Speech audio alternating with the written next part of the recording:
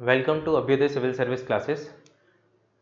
तो जैसा मैंने इंट्रोडक्शन की क्लास में आपको बताया था कि हम एमपीपीएससी का पेपर 4 का पार्ट बी स्टार्ट करने जा रहे हैं। और उस पार्ट बी इंट्रोडक्शन की क्लास में उस पार्ट बी के बारे में मैंने आपको थोड़ा सा बताया था कि उसमें 3 टर्म्स हैं जो आपके लिखे हुए हैं उस चैप्टर में, कि आपको पढ़ना क्या क्या है। तो उसमें था एक उद्यमिता या उद्यमशीलता, इंग्लिश में इसको एंटरप्रेन्योरशिप कहते हैं। दूसरा वर्ड था मैनेजमेंट और तीसरा वर्ड था व्यक्तित्व विकास। इन 3 चीज़ों के बारे में हमको स्टडी करनी है। तो मैंने आपको वहाँ बताया था कि उद्यमिता जो है वो आपके लिए नया शब्द हो सकता है, बाकी मैनेजमेंट और पर्सनालिटी डेवलपमेंट को आप जानते होंगे या आप कहीं ना कहीं इसका यूज़ करते आ रहे होंगे, भले ही आपने उसको पढ़ा नहीं होगा, बट उद्यमिता एकदम आपके लिए नया शब्द हो सकता है। तो मैंने आपको बेहतर तरीके से उसको डिफाइन किया हुआ था और मैंने डुप्ले से उसको आपको जोड़ के दिखाया था एक कहानी के रूप में, है ना। तो यहाँ तक की हमारी चर्चाएं इंट्रोडक्शन की क्लास में हो चुकी थी।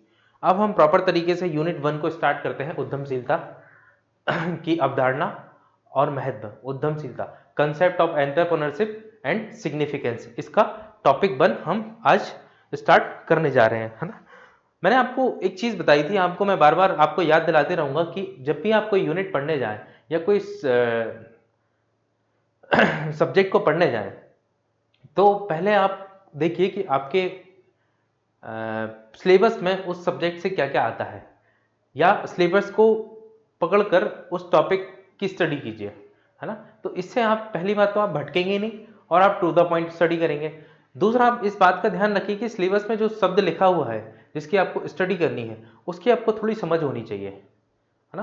तो आपके लिए पढ़ना कंपैरेटिवली आसान हो जाता है, ऐसा मैं मानता हूँ, है ना। लेकिन इस तरीके से पढ़ाई होती नहीं है जनरली, और पढ़ा पहले दिया जाता है, बाद में 2 साल 3 साल बाद बच्चों को पता चलता है कि अच्छा ये हमारे सिलेबस में था, है ना। तो ये रिवर्स जो पढ़ाई हो रही थी ना, इसको बदल के हम जो एक्चुअल पढ़ाई का तरीका है ना उस पर शिफ्ट करेंगे अपने आप को, है ना। और इसी मामले में हम आपसे कहते हैं कि हम जो है एक यूनिक इंस्टीट्यूट की तरह डेवलप हो रहे हैं, और हम मार्केट में जो चल रहा था ट्रेडिशनल तरीका उसको पढ़ने पढ़ाने का, उसको शिफ्ट करेंगे, है ना, ताकि आपकी जो सक्सेस की प्रोबेबिलिटी है वो बहुत ज़्यादा हाई हो, है ना। तो स्टार्ट करते हैं हम पहला। लेकिन फिर मैं कह रहा हूँ, आप जब भी कहीं भी पढ़ें, किसी भी टीचर से पढ़ें, आप पहले ना अपने सिलेबस को देखिए जो आप पढ़ने जा रहे हैं। जैसे पेपर 4 का पार्ट बी पढ़ने जा रहे हैं, तो पेपर 4 के पार्ट बी में क्या क्या आता है, क्या क्या पूछने वाला है एमपीपीएससी, इसको पहले एक बार अच्छे से देखिए, लिख के देखिए, 2-4 बार लिख के देखिए, ताकि दिमाग में आपके सेट हो जाए, है ना। तो हम आज स्टार्ट करेंगे अपना यूनिट 1, है ना। तो स्टार्ट करते हैं हम अपना यूनिट 1। एक सेकंड, ठीक है, स्टार्ट करते हैं। तो पहली चीज हमें जो इसमें पढ़नी है हमारी यूनिट 1 में, एक बार मैं बता दूं आपको कि बहुत जल्दी में कि यूनिट 1 में हमें आखिर पढ़ना क्या क्या है। तो पहला जो है हमें यूनिट 1 में जो पढ़ना है उसको हम बोलेंगे,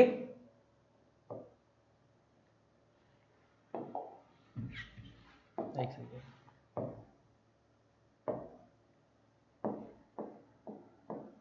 कॉन्सेप्ट ऑफ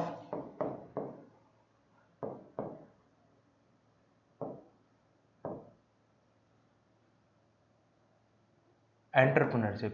पहली चीज जो आपको पढ़नी है वो एंटरप्रेन्योरशिप का कंसेप्ट पढ़ना है, और दूसरा इसका इंपॉर्टेंस,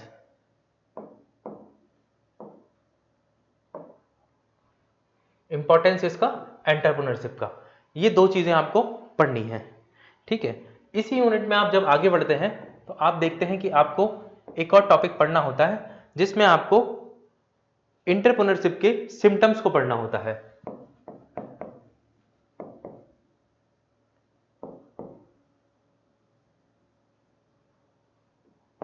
इसमें एंटरप्रेन्योरशिप के आपको सिम्टम्स या लक्षण जिनको बोलते हैं, है ना, या हिंदी में मैं लिखूं तो लक्षण, सिम्टम्स। दूसरा जो है आपको यहां पर पढ़ना पड़ता है वो है इसके प्रिंसिपल्स, है ना। प्रिंसिपल मतलब सिद्धांत। तीसरा आपको यहां जो पढ़ना रहता है वो है इसके कैरेक्टरिस्टिक, जिनको हम कहते हैं विशेषताएं।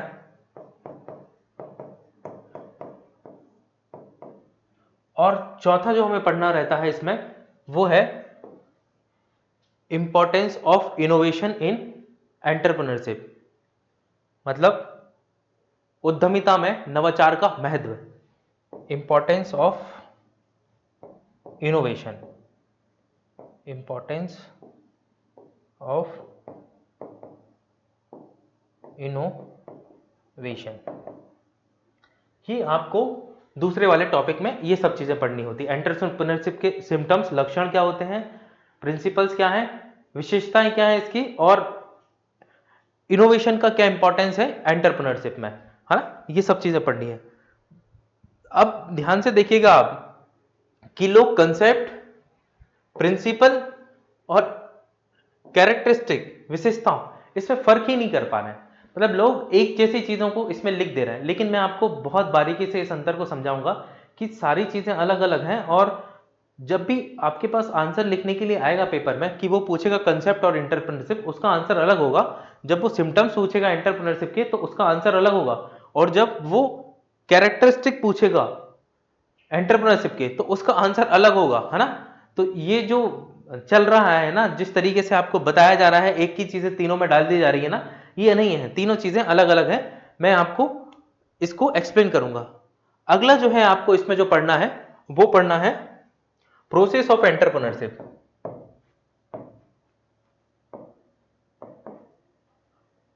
मैं शॉर्ट में लिख रहा हूं, प्रोसेस ऑफ एंटरप्रेन्योरशिप। देखिए, इंट्रोडक्शन की क्लास में मैंने इन सब चीजों पे थोड़ी सी विस्तार में चर्चा की है। अगर आप चाहते हो उसको देखना तो आप इंट्रोडक्शन की क्लास से देख सकते हो, है ना। प्रोसेस ऑफ एंटरप्रेन्योरशिप को हमें पढ़ना है, और प्रोसेस ऑफ एंटरप्रेन्योरशिप में हमें चार चीजों को पढ़ना है। पहला, क्रिएटिविटी।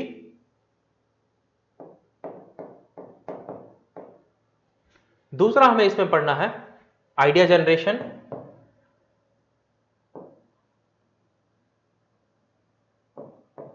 क्रिएटिविटी मतलब सृजनात्मकता, आइडिया जनरेशन मतलब विचार सृजन। तीसरा हमें यहां पढ़ना है एनालिसिस।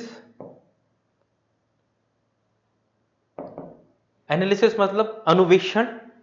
और चौथा जो हमें पढ़ना है इसमें बिजनेस प्लान। बिजनेस प्लान, है ना। इन चार चीजों की हमें स्टडी इसमें करनी है। मैं यूनिट 1 के टॉपिक आपको बता रहा हूं कि आपको पढ़ना क्या क्या है। इसके बाद जो है आपको इसमें जो पढ़ना है वो है, कहां तक हो गया हमारा प्रोसेस, हमने एंटरप्रेन्योरशिप की देख ली। इसके बाद हमें देखना है अगला टॉपिक जो है हमारा, न्यू एंटरप्रेन्योर के सामने जो इश्यूज होते हैं, न्यू एंटरप्रेन्योर के सामने जो इश्यूज होते हैं उनको देखना है, और उसको जो स्टैट्यूटरी फॉर्मेलिटीज मतलब वैधानिक आवश्यकताएं जो पूरी करनी पड़ती हैं उनको हमें देखना है। इसमें सिलेबस में आपके लिए क्या वर्ड यूज किया गया है इसमें, स्टैट्यूटरी रिक्वायरमेंट्स।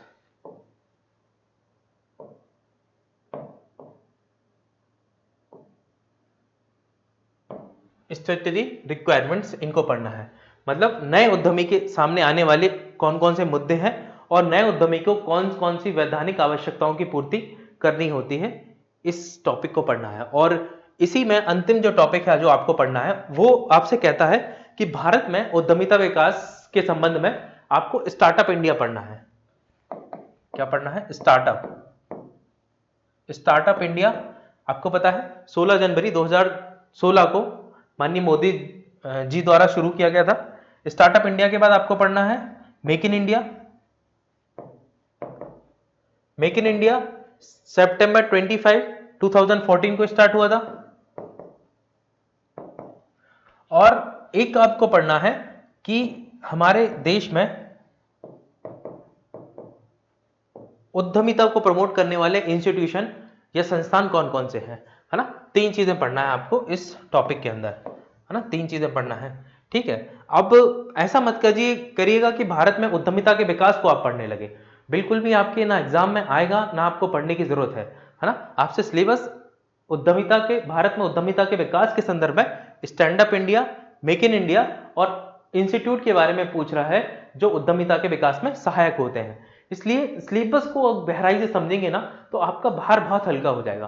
तो जल्दी से मैं रिकैप कर देता हूं, मैंने क्या बताया आपको कि आपको इस यूनिट के अंदर यूनिट 1 जो हम शुरू करने वाले हैं उसमें कंसेप्ट पढ़ना है एंटरप्रेन्योरशिप का और एंटरप्रेन्योरशिप के इंपॉर्टेंस पढ़ना है। एंटरप्रेन्योरशिप के संबंध में उसके लक्षण को देखना है, सिम्टम्स, उसके प्रिंसिपल्स को पढ़ना है, उसके कैरेक्टर्स, विशेषताओं को पढ़ना है और इनोवेशन का क्या इंपॉर्टेंस है उद्यमशीलता या एंटरप्रेन्योरशिप में, इसको हमें देखना है। अगला जो टॉपिक था हमें कवर करना था प्रोसेस ऑफ एंटरप्रेन्योरशिप। तो प्रोसेस ऑफ एंटरप्रेन्योरशिप में 4 चीजें हमें पढ़ने के लिए कहा गया है कि क्रिएटिविटी, आइडिया जनरेशन, एनालिसिस या बिजनेस प्लान। चौथा मतलब क्रिएटिव मतलब सृजनात्मकता, आइडिया जनरेशन विचार सृजन, एनालिसिस अनुवीक्षण, बिजनेस प्लान मतलब बिजनेस प्लान, है ना, इनको पढ़ना है। अगला जो टॉपिक है आपको कवर करना है वो न्यू एंटरप्रेन्योर के सामने आने वाले इश्यूज को देखना है और स्टैट्यूटरी रिक्वायरमेंट, कौन कौन सी उसको वैधानिक आवश्यकताएं पूरी करनी पड़ती है एक नए उद्यमी को उद्यम स्थापित करने के लिए। और फिर एक आपको पढ़ना है कि इंडिया में एंटरप्रेन्योरशिप के डेवलपमेंट में stand up India, make in India और जो इंस्टीट्यूट है उनका क्या योगदान रहा है, कौन कौन से इंस्टीट्यूट है जो भारत में उद्यमिता को प्रमोट करते हैं, है ना, इन सब चीजों के बारे में आपको पढ़ना होगा, है ना। तो हम स्टार्ट करते हैं, पहला टॉपिक हमारा कि एंटरप्रेन्योरशिप का कंसेप्ट।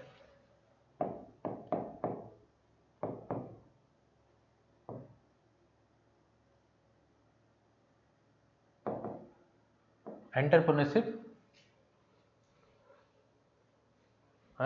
इसका हम क्या पढ़ने जा रहे हैं,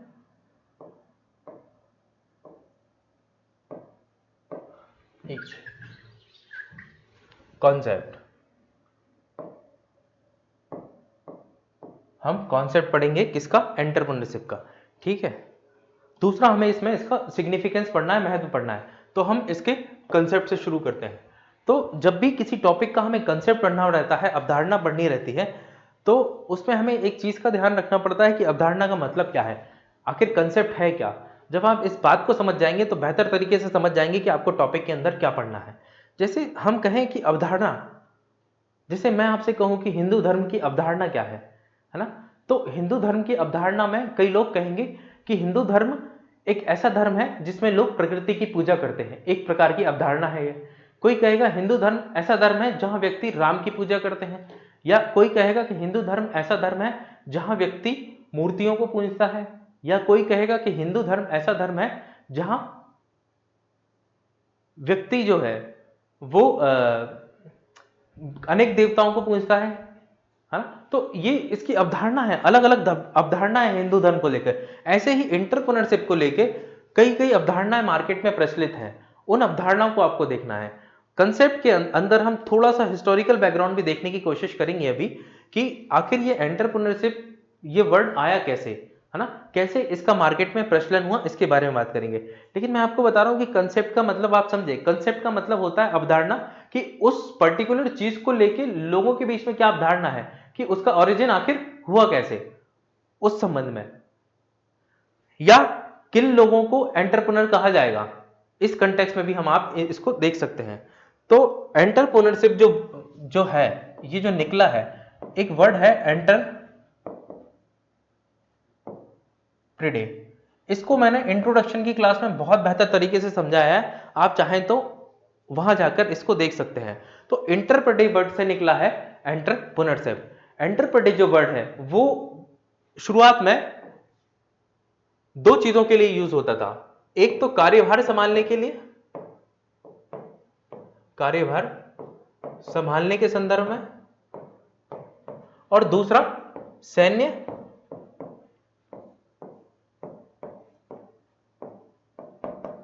अभियांत्रिकी या मिलिट्री इंजीनियरिंग के कंटेक्स्ट में ये वर्ड यूज होता था एंटरप्रेटिव फ्रांस में। लेकिन इससे पहले भी ये वर्ड यूज होता था एंटरप्रेटिव, या हम कहें उद्यमशीलता को हम पढ़ते थे, एंशिएंट टाइम में भी पढ़ा है, लेकिन हम मॉडर्न एरा में बात करें तो एंटरप्रेन्योरशिप को ना इकोनॉमिकल एंगल से जोड़ा गया, लेकिन अभी तक नहीं जोड़ा जा रहा था। ये 16-17 सेंचुरी की बात है जब ये एंटरप्रेटिव वर्ड चल रहा है है ना, ये एंटर पर डे चल रहा है। 18 सेंचुरी में आप जब आके देखेंगे तो एंटर पर डे से ही एंटरप्रेन्योरशिप शब्द निकल जाता है, क्योंकि एंटर पर डे क्या होता है, एंटर पर डे ऐसे व्यक्ति को कहा जाता था जो कार्य को संभालता था और जो सैन्य रूप से बहुत ही इनोवेटिव होता था, है ना, जो सैन्य इंजीनियरिंग में नए नए प्रयोग करता था, जो अपनी सैन्य ताकत को बढ़ाने के लिए काम करता था। तो मैंने आपको डुप्ले के बारे में बताया था कि डुप्ले जो था बहुत करेजियस पर्सन था, अपॉर्चुनिटी को ग्रैब करने वाला था, है ना, क्रिएटिव था, और उसने मतलब 1740 में सहायक संधि की जो विचार पहली बार आया था वो बेलेजिली के दिमाग में नहीं आया था, जबकि बेलेजिली ने सहायक संधि की शुरुआत करी, वो दिमाग में पहले आया था डुप्ले के 1740 में। तो उसका विजन भी बहुत ऊपर का विजन था, है ना। तो एक फ्रांसीसी इतिहासकार इस कंटेक्स्ट में लिखते हैं कि जो डुप्ले हैं वो वर्ल्ड का बेस्ट इंटरप्रेटे है। तो जो इंटरप्रेटे के अंदर गुण होते हैं, जो डुप्ले के अंदर गुण होते हैं, वही गुण कहीं ना कहीं हम एंटरप्रेन्योरशिप में भी लागू करते हैं। जब एंटरप्रेन्योरशिप के या जब उद्यमी के गुणों के बारे में हम चर्चा करते हैं तो हम इसी टाइप के गुणों की चर्चा करते हैं कि वो साहसी होना चाहिए, उसमें जोखिम लेने की क्षमता होनी चाहिए, वो नवाचारी प्रवृत्ति का हो, नवीन तकनीकों से अवगत हो, वो अपॉर्चुनिटी को ज्यादा से ज्यादा ग्रैब कर सके, उसके अंदर लीडरशिप क्वालिटी होनी चाहिए, है ना, करेजियस होना चाहिए व्यक्ति। तो यही सब गुण जो थे डुप्ले के अंदर, यही हमने एंटरप्रेन्योरशिप पे लागू कर दिए और हमने इसको उद्यमिता या इकोनॉमिकल एंगल से जोड़ के बता दिया। क्योंकि उद्यमिता जो है वो एक जो है मतलब स्थायी चीज नहीं है, वो स्थायी इस कंटेक्स्ट में कह रहा हूं कि आप सफल होंगे या असफल होंगे, इस संदर्भ में वो बहुत ही अनसर्टेनिटी है उसके अंदर।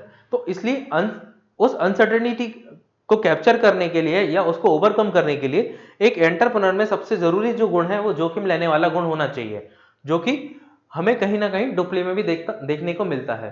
तो आप इंट्रोडक्शन की क्लास में देखेंगे तो आप उसको बेहतर तरीके से समझेंगे। बहरहाल मैं स्टार्ट करता हूं अपना इसके आगे, है ना। तो एंटरप्रेन्योर से निकला है एंटरप्रेन्योरशिप। अब एक चीज और मैं आपको यहां बता दूं, क्लियर कर दूं, 3 वर्ड मैं आपको बताने जा रहा हूं, है ना, उन तीनों का मैं आपको अलग अलग करके मतलब बता देता हूं, फिर हम जो कंसेप्ट है एंटरप्रेन्योरशिप के उस पर चलेंगे। देखिए 3 वर्ड आप जनरली सुनते होंगे, एक है उद्यम, इसको बोलते हैं एंटरप्राइज,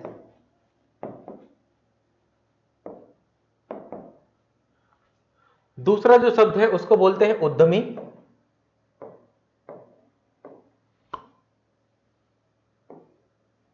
ये है इंग्लिश में एंटरप्रेन्योर,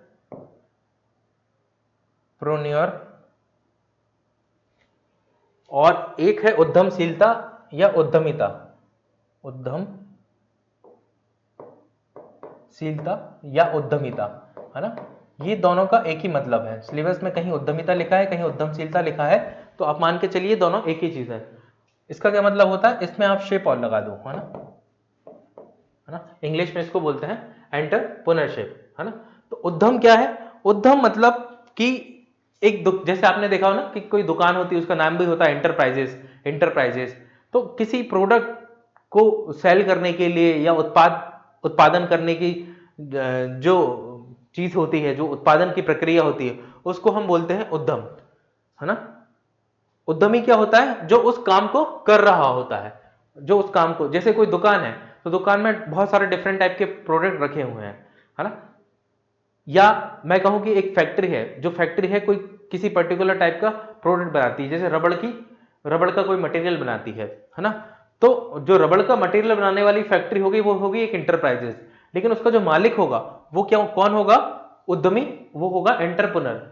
और वो जो रबड़ की फैक्ट्री में प्रोसेस हो रही है जो पूरी, उसकी तमाम विंग, है ना, वहां के क्वालिटी पर्सन, वहां पर जो है रिसर्च टीम है ना, जो फाइनेंशियल मैनेजमेंट करने वाले लोग हैं, जो प्रिक्योरमेंट को देखने वाले लोग हैं, है ना, जो रिक्रूटमेंट करने वाले लोग हैं, वो सब क्या है, वो सब है उद्यमशीलता।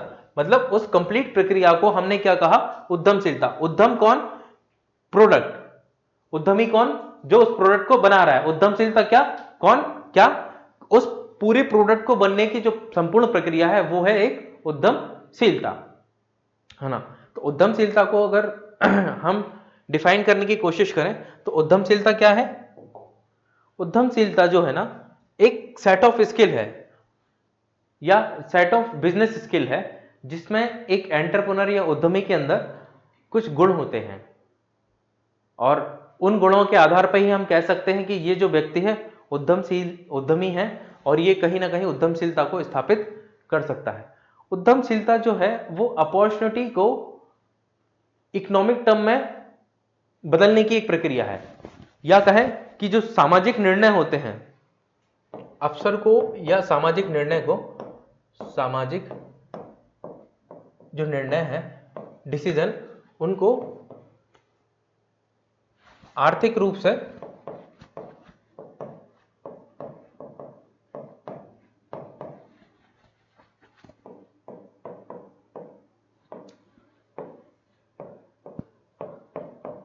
सफल करने की प्रक्रिया है ना। एक दार्शनिक है, अर्थशास्त्री है, वो उद्यमिता को ऐसे ही देखते हैं। वो उद्यमिता को, उनका नाम है रॉबर्ट लेव, और वो ये कहते हैं कि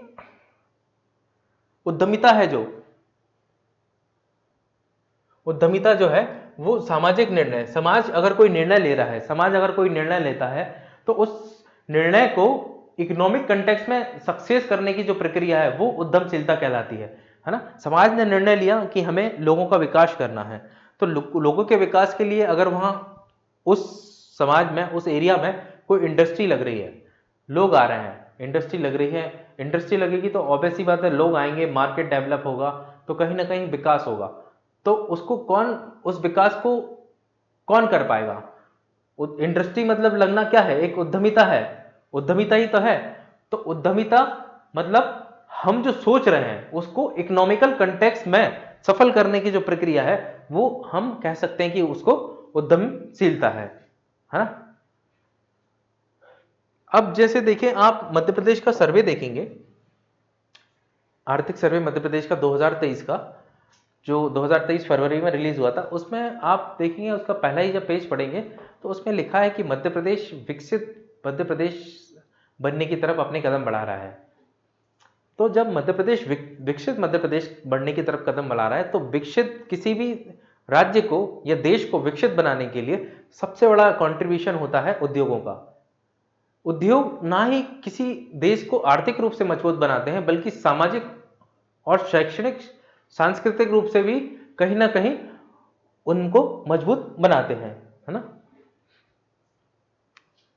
हम ये कह सकते हैं कि किसी देश का आधार उद्यमिता किसी देश के आर्थिक विकास का आधार हो सकता है ना। तो इसलिए उद्यमिता बहुत बहुत बहुत ज्यादा इंपॉर्टेंट हो जाता है। हमारा जो मध्य प्रदेश का विजन है उस कंटेक्स्ट में भी, और भारत का जो विजन है उस संदर्भ में भी उद्यमिता बहुत इंपॉर्टेंट हो जाता है। अभी देखें, उद्यमिता में आप एक चीज देखेंगे कि उद्यमिता एक ग्लोबल इकोनॉमी की तरह है ना। मैं थोड़ा सा आपको यहां बताऊं, थोड़ा सा देखिए, मैं थोड़ी थोड़ी चीजें आपसे चर्चा कर रहा हूं, हो सकता है कहीं कहीं किसी किसी चीज में लिंक ना हो, कोई चीज अलग से निकल के आ रही हो, मतलब आपको लग रहा हो कि ये क्या बता रहे हैं, बस अभी सुनते जाना, अभी हम पढ़ना शुरू कर रहे हैं। पर उससे पहले मैं कुछ चीजें बता रहा हूं ताकि आप थोड़ा बेहतर उस टॉपिक से कनेक्ट कर पाए, आप सोच पाए। जैसे अब मैं आपको बता रहा हूं कि आप जब देखेंगे, अभी ग्लोबलाइजेशन का एरा है ना। अब ग्लोबलाइजेशन के एरे में जब आप देखेंगे तो यहां अपॉर्चुनिटीज भी हैं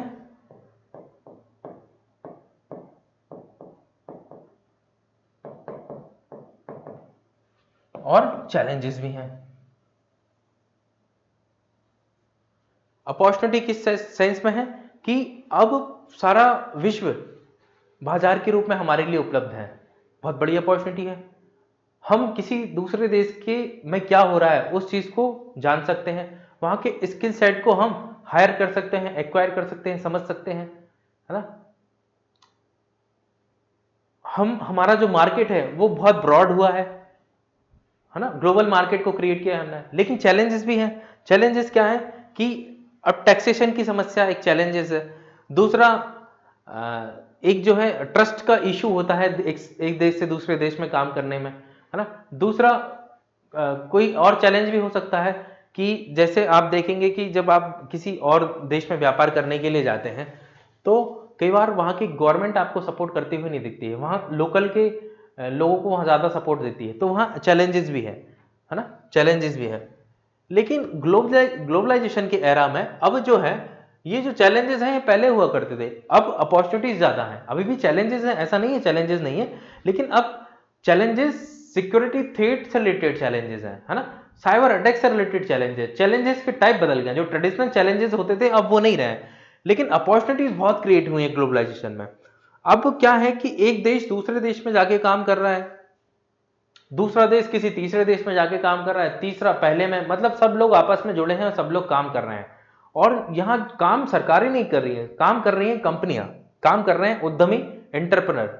अब ये जो एंटरप्रेन्योर लोग हैं जो काम कर रहे हैं, तो इनकी डिपेंडेंसी और देशों पे भी हो गई और देशों की डिपेंडेंसी इन पे भी हो गई, ये ग्लोबली कनेक्ट हो गए।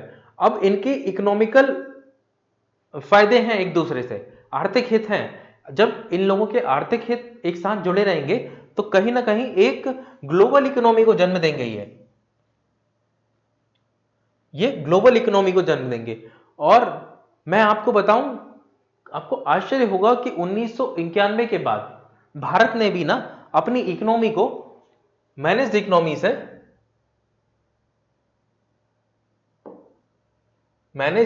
से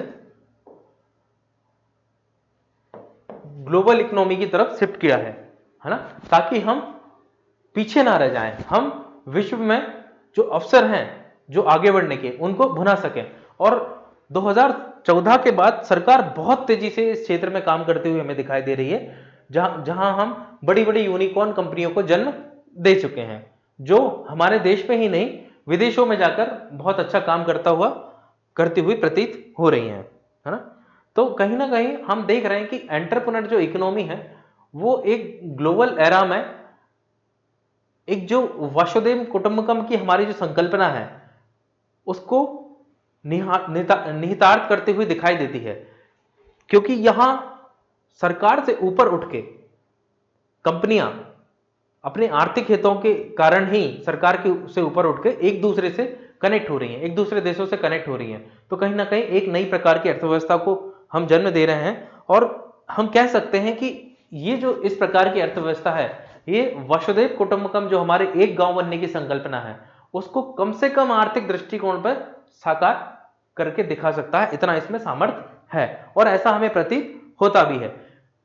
देखो, कोई देश किसी देश पे सैंक्शन लगा देता है, जैसे रशिया पे अभी यूरोपीय देशों ने सैंक्शन लगाए, है ना, लेकिन सैंक्शन लगाने के बाद भी उनकी इकोनॉमिकल एक्टिविटीज चलती रहती हैं कहीं ना कहीं से। उनके बीच कितनी भी लड़ाई हो जाए वो जो अपने व्यापार है उसको बंद नहीं करते। इसका बहुत अच्छा एग्जांपल है भारत चाइना। भारत और चाइना के बीच डिस्प्यूट होते रहते हैं, लेकिन सबसे बड़ा जो बाजार है भारत में वो चाइनीज प्रोडक्टों का ही है, और हम सबसे ज्यादा इंपोर्ट भी चाइना से ही कर रहे हैं।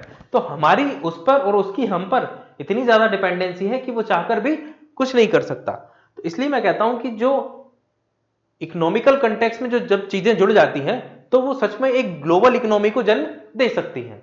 तो आपको यहां मतलब समझ में आएगा। तो आप समझ पा रहे हो कि एंटरप्रेन्योरशिप जो है एक बहुत बड़ी चीज है, जो आपके देश का विकास तो करेगी ही करेगी, साथ में अन्य देशों के साथ आपके संबंध को बेहतर बनाने की क्षमता भी इसके अंदर होती है। हम अब मैं डायरेक्ट आता हूं कंसेप्ट। अब देखिए कंसेप्ट में कुछ नहीं है, अब ये सब फैक्चुअल चीजें हैं और आपके 7 नंबर या 10 नंबर में कंसेप्ट आने की प्रोबेबिलिटी है। तो मैं आपको 6-7 कंसेप्ट बताता हूं कि एंटरप्रेन्योरशिप के कंसेप्ट होते क्या क्या हैं। कॉन्सेप्ट ना, आप देखें एंटरप्रेन्योरशिप के कॉन्सेप्ट देखते हैं, है ना। तो कुछ प्रोफेसर हैं, इकोनॉमिस्ट हैं, वो अलग अलग तरीके से एंटरप्रेन्योरशिप को डिफाइन करने की कोशिश करते हैं और बताते हैं कि एंटरप्रेन्योरशिप क्या है ना।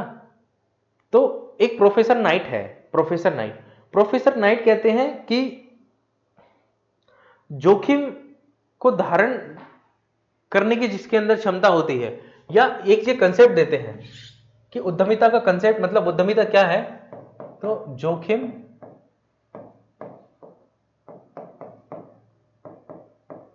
को धारण करने संबंधी अवधारणा, एक अवधारणा है।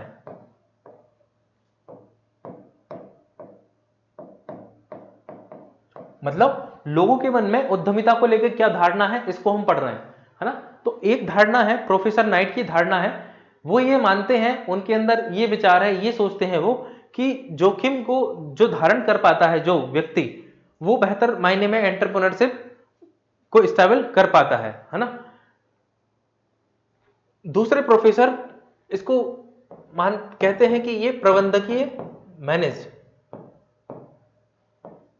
वो प्रबंधकीय अवधारणा के कंटेक्स्ट में इसको देखते हैं, प्रबंधकीय अवधारणा। और उनका ये मानना है कि जो एंटरप्रेन्योरशिप है वो मैनेजमेंट की एक स्किल है ना। जो जितना बेहतर तरीके से जो प्रबंध कर सकता है वो उतना बेहतर एंटरप्रेन्योर हो सकता है। तो एंटरप्रेन्योरशिप को वो प्रबंध की अवधारणा के रूप में देखते हैं। और कौन कहता है ये हासजिल इनका नाम है, हासजिल, इनका प्रोफेसर नाइट है, इनका नाम है हासजिल, हिंदी में लिख रहा हूं मैं, है ना। और ये है प्रोफेसर नाइट। अच्छा, ये नाम आप याद रखिएगा क्योंकि ये नाम आपको पेपर में आ सकते हैं, या आप इन नाम का यूज करके लिखेंगे तो आप के आंसर में जो है ना ऑथेंटिसिटी आएगी। तो हासिल मानते हैं कि उद्यमिता है जो एक प्रबंध की अवधारणा है। फिर संगठन निर्माण संबंधी गार्टनर, प्रोफेसर गार्टनर है, वो ये कहते हैं कि उद्यमिता जो है वो संगठन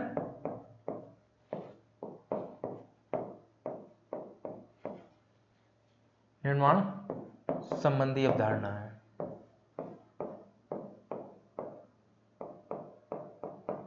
ये कौन कहता है? गार्टनर।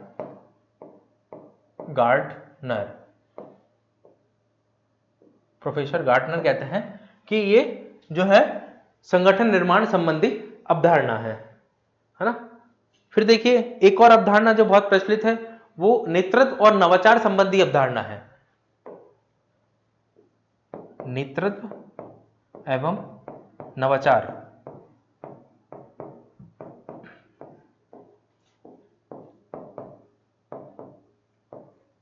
नेतृत्व एवं नवाचार संबंधी अवधारणा, ये जो है इनका नाम आपने सुना होगा शुम्पीटर और ड्रंकर। शुम्पीटर और ड्रंकर, यही लिखता हूं मैं इनको, शुम्पीटर एंड ड्रंकर, ये दो लोग हैं अलग अलग, है ना।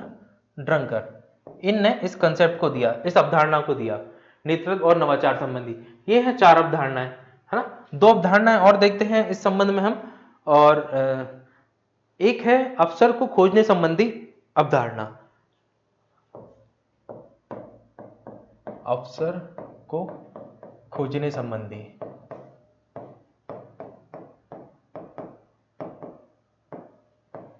ये जो है प्रोफेसर ड्रंकर ने इस अवधारणा को दिया।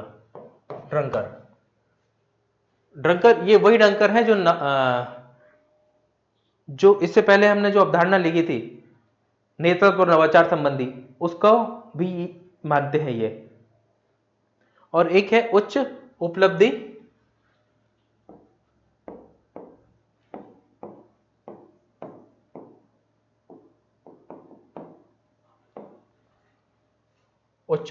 संबंधी अवधारणा।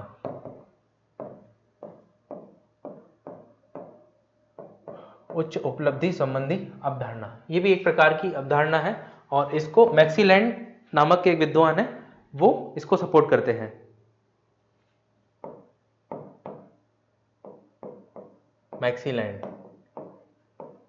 मैक्सीलैंड इसको सपोर्ट करते हैं। तो आप देखेंगे ये 5-6 तरीके की जो अवधारणा है वो बहुत प्रचलित अवधारणा है एंटरप्रेन्योरशिप को लेके, है ना। तो एंटरप्रेन्योरशिप की अवधारणाओं में कौन कौन सी अवधारणा है? देखिए पहली है जोखिम को धारण करने संबंधी अवधारणा। तो जो प्रोफेसर नाइट है, प्रोफेसर नाइट ये मानते हैं कि किसी उद्यमशीलता में अगर जोखिम को, मतलब उद्यमशीलता में जोखिम को धारण किया ही जाता है या जोखिम को धारण करना ही पड़ता है, वही उद्यमशीलता होती है, प्रोफेसर नाइट कहते हैं। प्रोफेसर हासिल कहते हैं कि उद्यमशीलता जो है वो प्रबंधकीय कौशल है, या हम कहें कि उद्यमिता का जो बेस है, आधार है, वो प्रबंधन है, वो इस तरीके का मानते हैं। तो उनकी जो अवधारणा है उसको कहा गया प्रबंधकीय अवधारणा।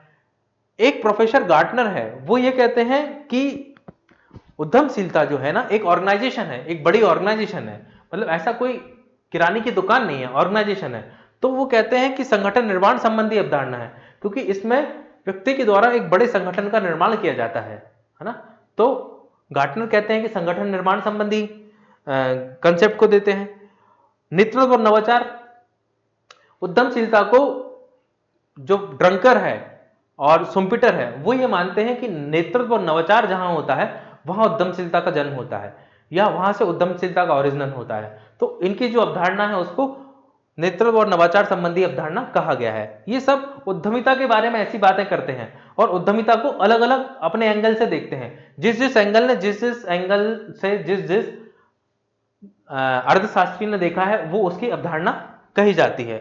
जैसे ये देखिए, अवसर को खोजने, ड्रंकर कहते हैं कि उद्यमी वो है जो अवसर को बेहतर और अधिक से अधिक खोज सकता है। उसको पता हो कि कहां कौन से प्रोडक्ट की मांग है या कौन सा प्रोडक्ट चल सकता है। वो उसके अंदर विजन होता है, दूरदृष्टिता होती है। वो पहले ही इस बात को का अंदाजा लगा सकता है कि आने वाले 5 सालों में मार्केट किस तरफ जाने वाला है। तो उस हिसाब से वो अपने प्रोडक्टों को डिफाइन करता है या मैनेज करता है, ताकि वह वो जो अपॉर्चुनिटी आने वाली है 5 सालों बाद उसका फायदा उठा सके। ऐसा प्रोफेसर ड्रंकर कहते हैं कि उद्यमशीलता वह है जहां अवसरों को ज्यादा से ज्यादा खोजा जा सकता है। और उच्च उपलब्धि संबंधी अवधारणा, यहां मैक्सीलैंड है। मैक्सीलैंड कहते हैं कि उद्यमिता में उद्यमी जो व्यक्ति होता है उसका विजन बहुत बड़ा होता है, और जिसका विजन जितना बड़ा होता है उसकी कंपनी उतनी बड़ी होती है।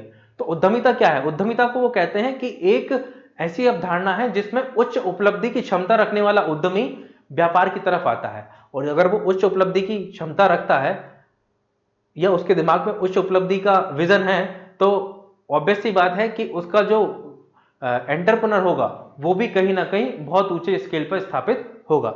ऐसा कौन कहते हैं? मैक्सीलैंड।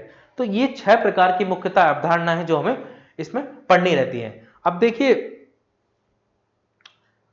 आपके एग्जाम में अगर क्वेश्चन आता है, अब मैं आपको बताऊं, 2 नंबर का क्वेश्चन आता है, 7 का आता है और 10 का, 3 टाइप के क्वेश्चन आते हैं। अब हमने पढ़ा कंसेप्ट ऑफ एंटरप्रेन्योरशिप। अब देखिए इससे क्या क्वेश्चन आ सकता है। अब मेरे हिसाब से 2 नंबर का क्वेश्चन तो यहां से बनने की प्रोबेबिलिटी नहीं है, और अगर बनेगा भी तो कम से वो आपसे इनके बारे में पूछ सकता है कि उद्यम या उद्यमशीलता, इनको डिफाइन कीजिए, बस एक शब्द में, है ना। 2 नंबर में पूछ सकता है। अब हम देखें 5 नंबर में कौन सा क्वेश्चन आ सकता है। 7 नंबर में क्वेश्चन आ सकता है कंसेप्ट ऑफ एंटरप्रेन्योरशिप का कंसेप्ट। तो एंटरप्रेन्योर के कंसेप्ट में मैंने जो 6 आपको कंसेप्ट बताए ये आपको लिख देने हैं। लेकिन आपको स्टार्टिंग कैसे करनी है? स्टार्टिंग आप करेंगे कि एंटरप्रेन्योरशिप जो है वो फ्रांसीसी वर्ड से आया है, ऐसे करके एंटरप्रेटे से लिया गया है, जिसका मतलब पहले होता था कार्यभार संभालना या सैन्य गतिविधियों के संबंध में होता था, लेकिन बृहत रूप से 18वीं शताब्दी के बाद इसको अर्थव्यवस्था के संबंध में यूज किया जाने लगा। एंटरप्रेन्योरशिप के कंसेप्ट में अनेक विद्वानों के अलग अलग मत हैं, है ना, और उन मतों वो मत निम्नलिखित, ऐसा करके आप कर सकते हैं। और फिर आप लिख सकते हैं जोखिम को धारण करने संबंधी अवधारणा, मतलब रिस्क टेकिंग संबंधी कंसेप्ट। तो इसका प्रोफेसर का नाम लिखेंगे, प्रोफेसर नाइट का ये कंसेप्ट है। ये मानते हैं उद्यमिता में बहुत बड़ी मात्रा में रिस्क होती है ना, और जो रिस्क को बेयर कर सकता है वही उद्यमी होता है, उद्यमी बन सकता है। दूसरा है प्रबंधन की अवधारणा, हॉस्टल इसको मानते हैं। तीसरा संगठन निर्माण की अवधारणा, इसको गार्टनर मानते हैं। नेतृत्व की सुम्पिटर और ड्रंकर मानते हैं इसको। उसके बाद देखा हमने अवसर को खोजने की, अपॉर्चुनिटी को कैप्चर करने की या अपॉर्चुनिटी को क्रिएट करने की, ये ड्रंकर कहते हैं। फिर है उपलब्धि, मतलब जो जिसका इंटेंशन हाई होगा, जो जितना ऊंचा सोचेगा अपनी कंपनी के बारे में, वो उतना अपनी कंपनी को ऊंचा स्थापित कर सकता है। मतलब उच्च उपलब्धि की क्षमता संबंधी एक अवधारणा है ना। ये मैक्सीलैंड देते हैं। तो आप मोटे मोटे तौर पे समझ गए कि कौन कौन सी अवधारणा है ना। आपको सिर्फ क्लास में समझना है ना। अब मैं जो आपको सारी चीजें बता रहा हूं, ये सारी की सारी मैं आपको पीडीएफ में प्रोवाइड करा दूंगा, है ना। तो यहां आप पढ़ते जाइए, समझते जाइए। आपको कंसेप्ट को समझना है। कंसेप्ट को समझेंगे, घर जाके आप एक बार पढ़ेंगे, पीडीएफ पढ़ेंगे, तो आपको सारी चीजें क्लियर हो जाएंगी, बहुत क्लियर हो जाएंगी। उसके बाद भी अगर समझ में नहीं आया तो आप मुझसे कांटेक्ट कर सकते हैं, लेकिन ऐसा कुछ रहेगा ही नहीं कि जो समझ में ना आए। फिर बस आपको पढ़ना है एक बार। आपको एक बार पढ़ने लेने के बाद ना आपको अपने छोटे छोटे नोट्स बना लेना है, और नोट्स में बस इन कीवर्ड्स को रखना है जो मैं बोर्ड पे लिख रहा हूँ, इन कीवर्ड्स को, है ना, ताकि आप बेहतर तरीके से 1-2 घंटे के अंदर अपने पूरे सिलेबस को रिवाइज कर पाए, है ना। ये एग्जाम में बहुत फायदा होता है इन सब चीजों का, क्योंकि रिवीजन इस एग्जाम में की ऑफ सक्सेस है। इसलिए अपने नोट्स बनाएं और छोटे नोट्स बनाएं ताकि आप रिवाइज कर सकें। रिवीजन नहीं होगा तो आपका पढ़ा हुआ सब बेकार हो जाएगा, ठीक है। तो यही इसका कंसेप्ट है, ठीक है। तो 7 नंबर में आए या 11 नंबर में आप इसको डील कर ले जाएंगे, ठीक है। तो कंसेप्ट क्या है कि जो विभिन्न विभिन्न विचारकों ने विभिन्न विभिन्न समय पे जो उद्यमिता के बारे में कहा, वही उद्यमिता का कंसेप्ट है। उन्हीं विचारों को हमने उद्यमिता की अवधारणा के रूप में यहां पर देखा है। अब दूसरा टॉपिक इसमें जो आपको पढ़ना है यूनिट 1 के पहले टॉपिक के अंदर दूसरा है वो उद्यमिता का महत्व। तो इंपॉर्टेंस ऑफ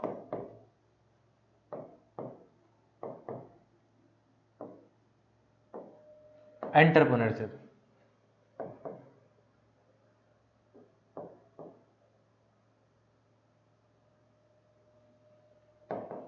उद्यमिता का महत्व, उद्यमिता का क्या महत्व है। तो आप अगर अपनी सामान्य बुद्धि से सोचें कि उद्यमिता क्या है, एक प्रकार का व्यापार है या उद्योग है ना। जब किसी देश में व्यापार और उद्योग बड़ी मात्रा में लगेंगे तो उसके क्या इंपॉर्टेंस हो सकते हैं, या उद्यमशीलता के गुणों को आपने जैसे अभी देखा कि उद्यमशीलता में जो है इनोवेशन जैसी चीजें आती हैं, क्रिएटिविटी आती है ना, अपॉर्चुनिटी को ग्रैब करने वाला होता है, लीडरशिप स्किल होती है उसके अंदर, उद्यमी के अंदर। उद्यमशीलता के भी यही गुण है, मैनेजमेंट उसका बहुत शानदार होता है। तो अगर ये चीजें किसी देश के अंदर आएंगी तो ऑब्वियस सी बात है कि वहां बहुत ज्यादा उसको फायदा देके जाएगी। तो इसी कंटेक्स्ट में हम देखते हैं कि इसके इंपॉर्टेंस क्या क्या है। तो उद्यमिता का पहला जो इंपॉर्टेंस हो सकता है वो हो सकता है कि उद्यमी देश के अंदर जो है ना, जो एंटरप्रेन्योर माइंडसेट है,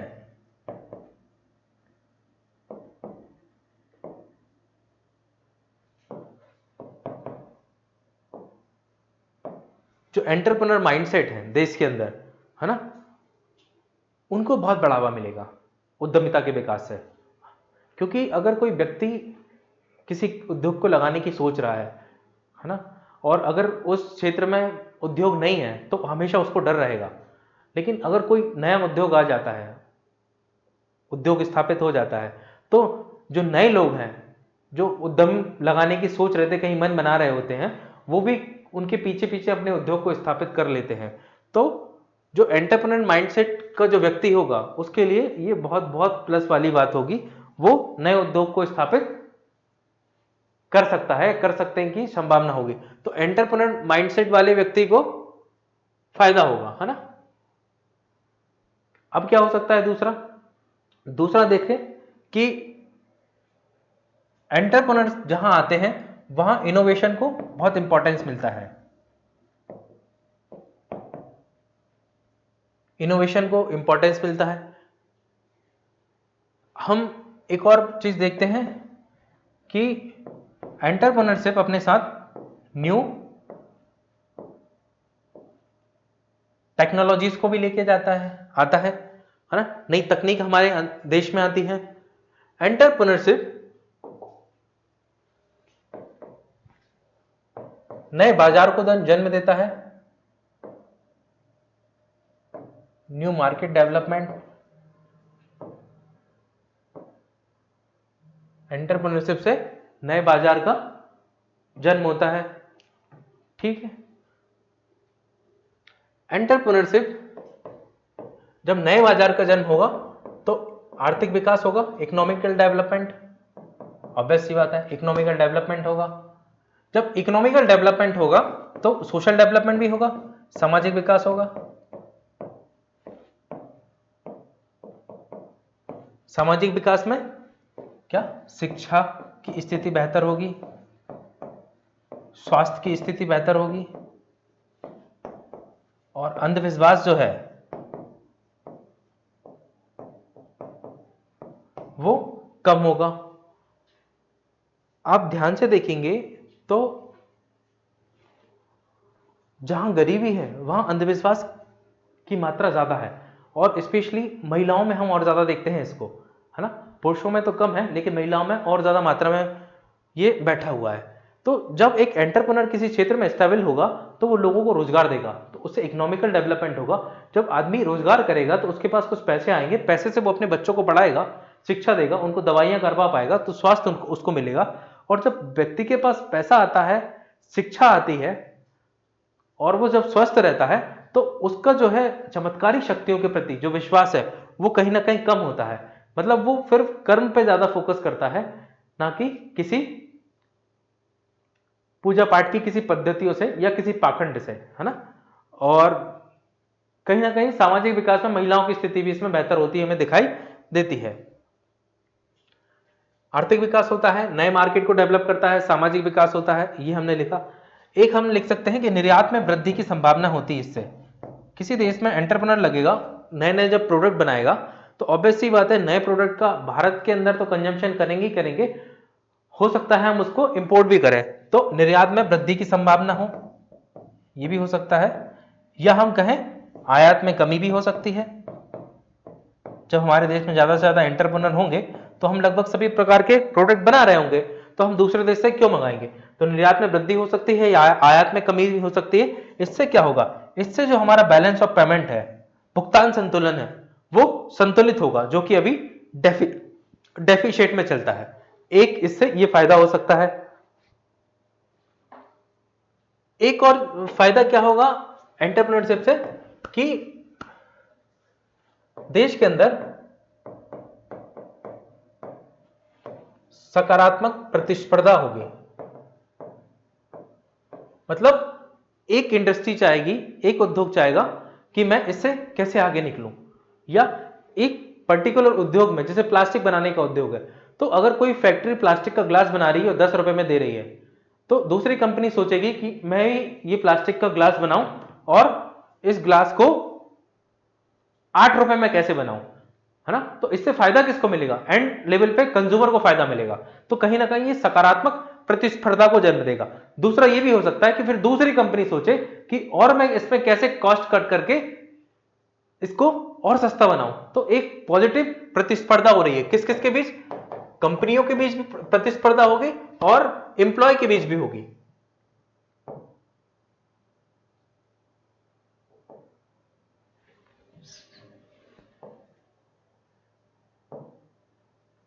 एम्प्लॉय के बीच भी होगी, है ना। एम्प्लॉय के बीच कैसे होगी, कि जो काम करने वाले कर्मचारी हैं, अब वो किसी पर्टिकुलर एक कंपनी में काम कर रहे होंगे, है ना, वो अपनी स्किल सेट को बढ़ाएंगे और वो अपनी स्किल सेट को बढ़ा के दूसरी कंपनियों की तरफ अपने को मूव करेंगे। तो हो सकता है दूसरी कंपनी उनको और अच्छा पैसा ऑफर करे, तो उनके प्रति भी उनके अंदर भी अपने आप को आगे बढ़ाने की प्रतिस्पर्धा होगी। तो कहीं ना कहीं हम इसको कह सकते हैं कि ये सकारात्मक प्रतिस्पर्धा को जन्म देता है। इसमें रोजगार के नए अवसरों का सृजन होगा, ऑब्वियस सी बात है। रोजगार के अवसर का सृजन, सीधी सी बात है कि जब कंपनी आएंगी तो रोजगार तो देंगी, और जब किसी क्षेत्र में कंपनी आती है तो आप देखिए उस क्षेत्र के को इनडायरेक्टली और डायरेक्टली दोनों तरीके से बहुत बहुत बहुत बड़ी मात्रा में फायदा देके जाती है। अगर कुछ चीजों को हटा दें, इन्वायरमेंटल इश्यूज जो हैं उनको अगर हम हटा दें, तो बहुत बड़ी मात्रा में आर्थिक फायदा देके जाती है, अगर आर्थिक दृष्टिकोण पे देखें तो, है ना। एक और जो फायदा होता है उद्यमशीलता से, कि जो रिसोर्सेज हैं,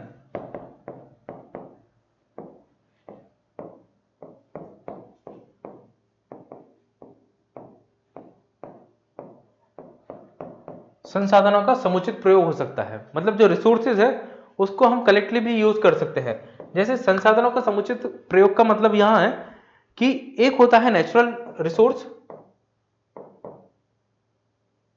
नेचुरल, और एक होता है ह्यूमन रिसोर्स, ह्यूमन रिसोर्स। तो जब कहीं किसी देश में एंटरप्रेन्योर डेवलप होगा, जब उसकी इकोनॉमी में बहुत सारे उद्योग स्थापित होंगे, तो वो नेचुरल रिसोर्सेज का दोहन करेगी, है ना, उपयोग करेगी। लेकिन नेचुरल रिसोर्सेज का यूज करके, नेचुरल रिसोर्सेज के यूज के साथ साथ वो ह्यूमन रिसोर्सेज वहां के लोगों का भी इस्तेमाल करेगी। तो हम कहें कि प्राकृतिक संसाधनों का और मानवीय संसाधनों का समुचित उपयोग हो पाएगा इसमें, है ना, जहां एंटरप्रेन्योर आएगा। लेकिन अगर इकोनॉमिक एनवायरनमेंट के एंगल पे देखें तो आप इसमें कुछ कमियां निकाल सकते हैं, बट ऐसे देखें तो जैसे अब कोयला था, अब कोयला तो हमारी प्रकृति में पड़ा हुआ था, जब तक अगर कोयले से संबंधित उद्योग स्थापित नहीं होते तब तक हम कोयले से बिजली कैसे बना सकते, नहीं बना सकते थे। जैसे आज आपने किचन में आप ग्रेनाइट पत्थर देखते हैं, ये पहाड़ से काट के बना हुआ पत्थर होता है। तो जब तक हमारे पास इंडस्ट्री उद्योग नहीं होते तो इस पहाड़ को काट के हम पत्थर में कैसे कन्वर्ट कर सकते थे, है ना। जो सीमेंट बनता है वो भी पहाड़ों को काट के बनाया जाता है। तो हम कहीं ना कहीं जो प्रकृति द्वारा दिए गए संसाधन है उनका उपयोग कर पा रहे हैं, वो उद्यमशीलता के कारण ही है ना। और उसमें हम प्रकृति के संसाधनों और मानव संसाधन दोनों का समुचित उपयोग कर पा रहे हैं। ठीक है, तो ये जो है इंपॉर्टेंस है उद्यमिता के, बहुत बहुत इंपॉर्टेंट है उद्यमिता अपने आप में, है ना। ये महत्वपूर्ण चीज है उद्यमिता से संबंधित, है ना। तो पहले यूनिट 1 के टॉपिक 1 में हमको ये दो चीजें कवर करनी थी, कंसेप्ट और उसका महत्व। तो मैंने आपको कंसेप्ट और महत्व बता दिया। महत्व कम से कम 7 नंबर में आएगा, 2 नंबर में इसमें आने की संभावना नहीं है। सीधा क्वेश्चन आएगा, सीधा क्वेश्चन, आप बस याद कर लो और लिख के आ जाना। मैं आपको नोट्स दूंगा तो उसमें इसके अंदर और डिस्क्राइब करके दूंगा, पर मैं आपसे कहता हूं जब आप नोट्स बनाए अपनी कॉपी में तो इन पॉइंट्स को बस अपनी कॉपी में लिखिएगा, हाँ, इन कीवर्ड्स को अपनी कॉपी में लिखिएगा।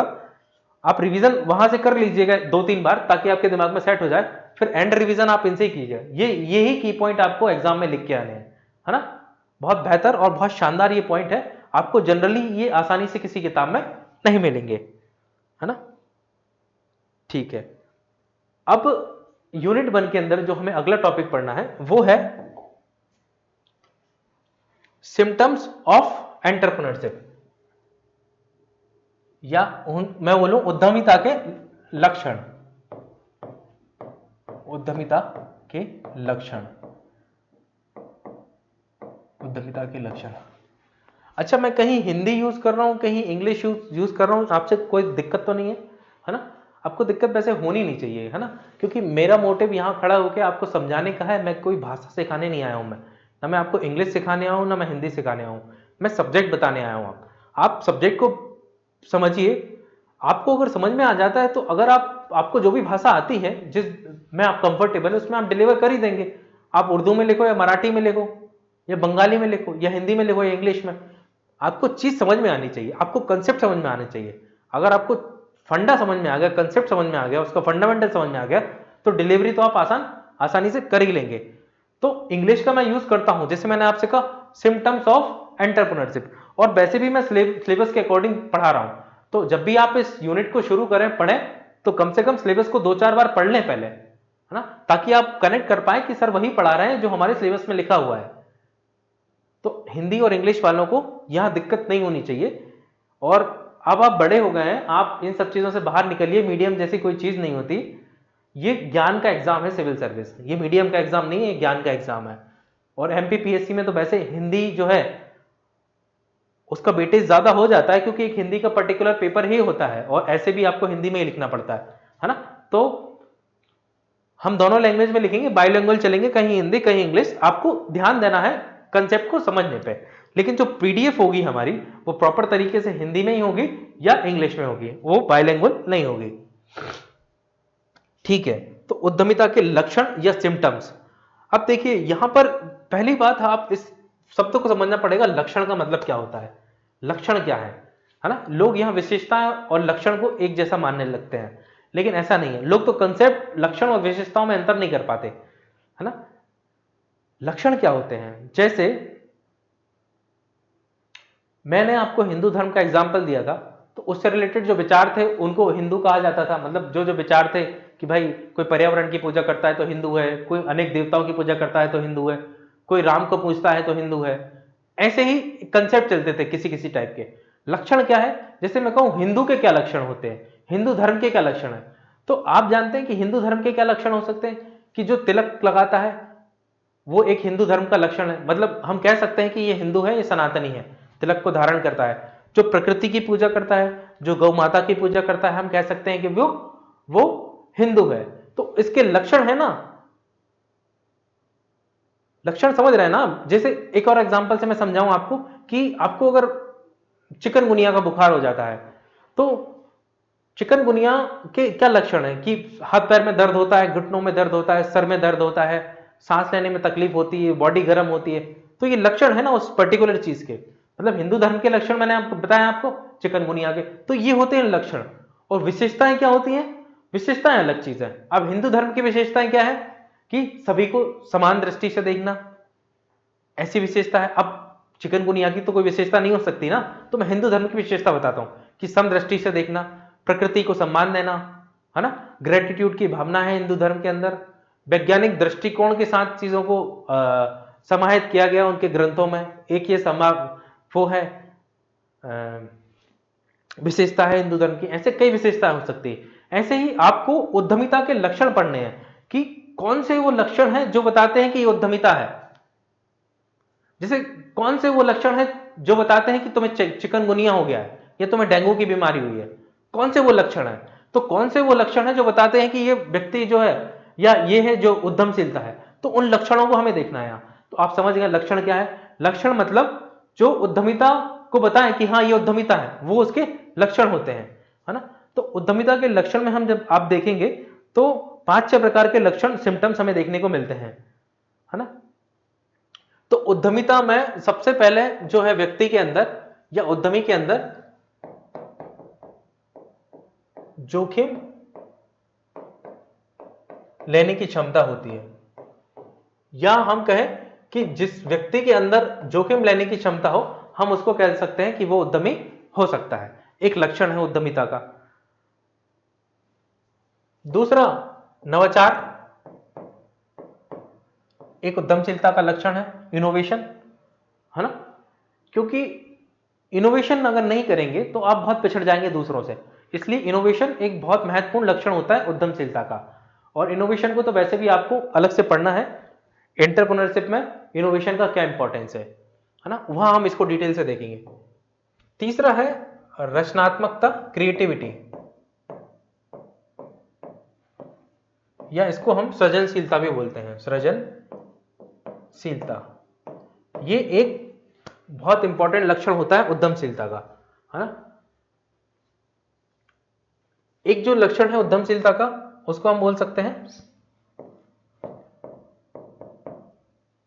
नेतृत्वकर्ता, लीडरशिप, है ना। एक इंपॉर्टेंट लक्षण है उद्यमशीलता का। उद्यमशीलता के लक्षण में अगला हो सकता है साहसी, एक लक्षण हो सकता है। एक हो सकता है अवसरों को खोजने वाला,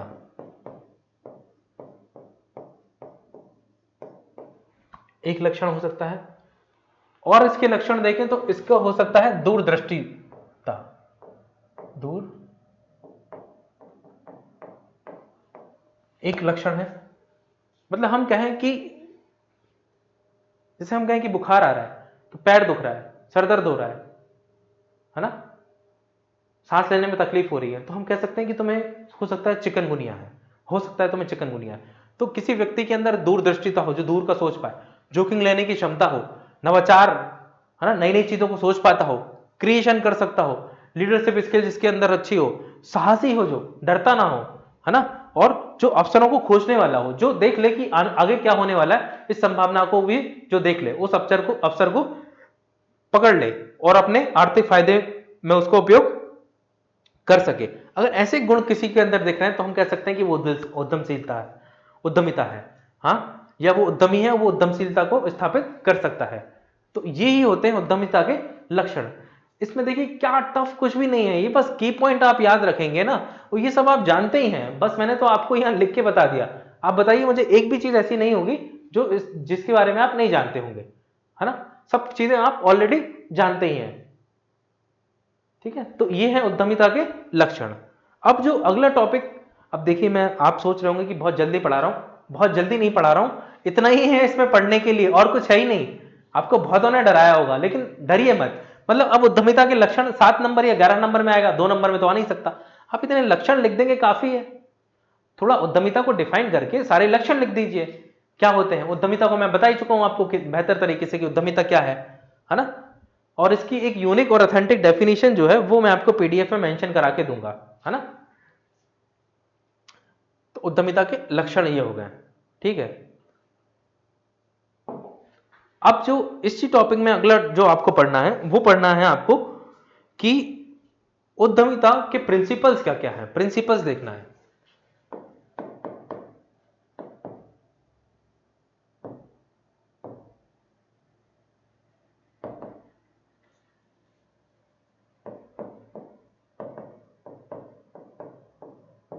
प्रिंसिपल ऑफ एंटरप्रेन्योरशिप या एंटरप्रेन्योरशिप प्रिंसिपल। तो बेसिकली 4-5 टाइप के प्रिंसिपल इसमें होते हैं, है ना, लेकिन सभी अपूर्ण है। मतलब कोई भी प्रिंसिपल की हम जब बात करते हैं तो वो एक ही दृष्टिकोण से फुलफिल होता दिखाई देता है। हम पढ़ेंगे, सारे प्रिंसिपल पढ़ेंगे, लेकिन हम एक इंटीग्रेटेड प्रिंसिपल को आगे में देखेंगे, है ना। तो उद्यमशीलता का एक इकोनॉमिक प्रिंसिपल है, इकोनॉमिक प्रिंसिपल है, आर्थिक सिद्धांत है इकोनॉमिक उद्यमिता का।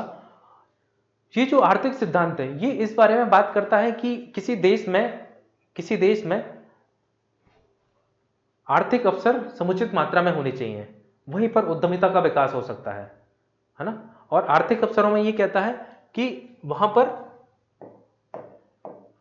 निवेशक दिख रहा है आपको, हाँ, निवेशक और बैंक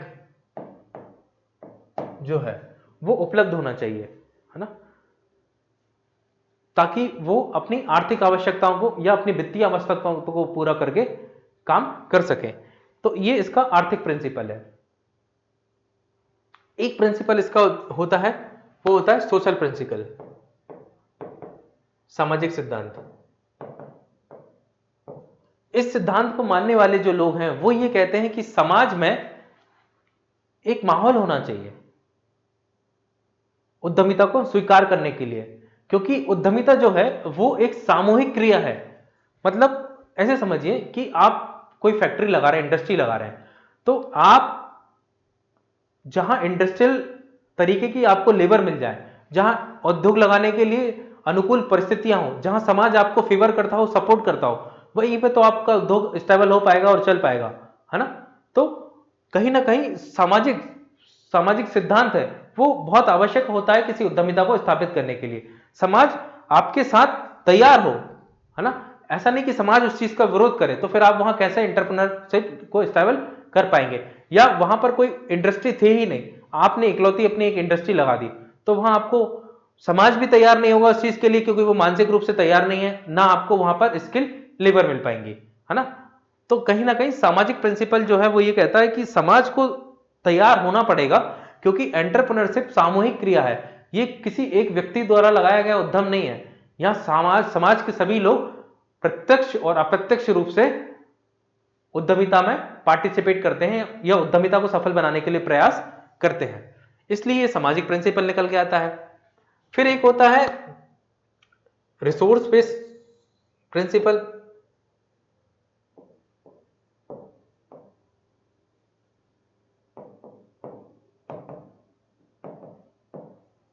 रिसोर्स बेस्ड मतलब संसाधन आधारित सिद्धांत होता है। जो संसाधन आधारित सिद्धांत है वो इस बारे में बात करता है कि जिस देश में जितनी मात्रा में संसाधन होंगे वहां उद्यमिता के लगने की संभावना उतनी ही ज्यादा होगी, है ना। अगर आपका देश संसाधनों से युक्त है तो आपके देश में उद्यमशीलता को स्थापित करना आसान होगा दूसरे देशों की तुलना में, ये बात करता है। मान लीजिए फैक्ट्री लगाना है हमें साइकिल बनाने की, लेकिन आपके देश में आयरन और ही नहीं है, लोहा ही नहीं है, तो आप साइकिल कैसे बनाएंगे, है ना। तो वो कहते हैं रिसोर्स बेस्ड प्रिंसिपल, कि जिस देश में जो चीज होगी उससे रिलेटेड उद्यम चलेंगे, है ना, और जहां संसाधनों की कमी होगी वहां उद्यम स्थापित नहीं हो सकते। इसमें एक होता है पॉलिटिकल प्रिंसिपल, पॉलिटिकल प्रिंसिपल, राजनीतिक सिद्धांत। राजनीतिक सिद्धांत ये बात करता है कि जिस देश की कर नीतियां, टैक्सेशन जो पॉलिसी है वो इजी हो, कर की दरें कम हो, टैक्स की दरें कम हो, है ना, जो नीतियां हैं वो उद्योग के फेवर में हो, उद्योग को चालू करने की और बंद करने की प्रक्रिया आसान हो, है ना, उद्यमियों के लिए जो नियम बनाए गए हैं वो सरल हो।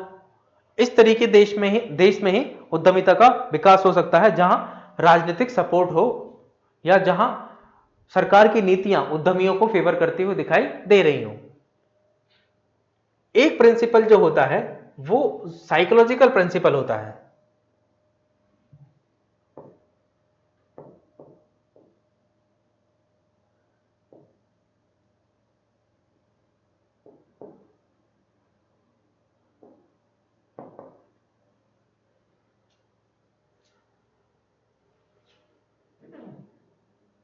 एक मिनट,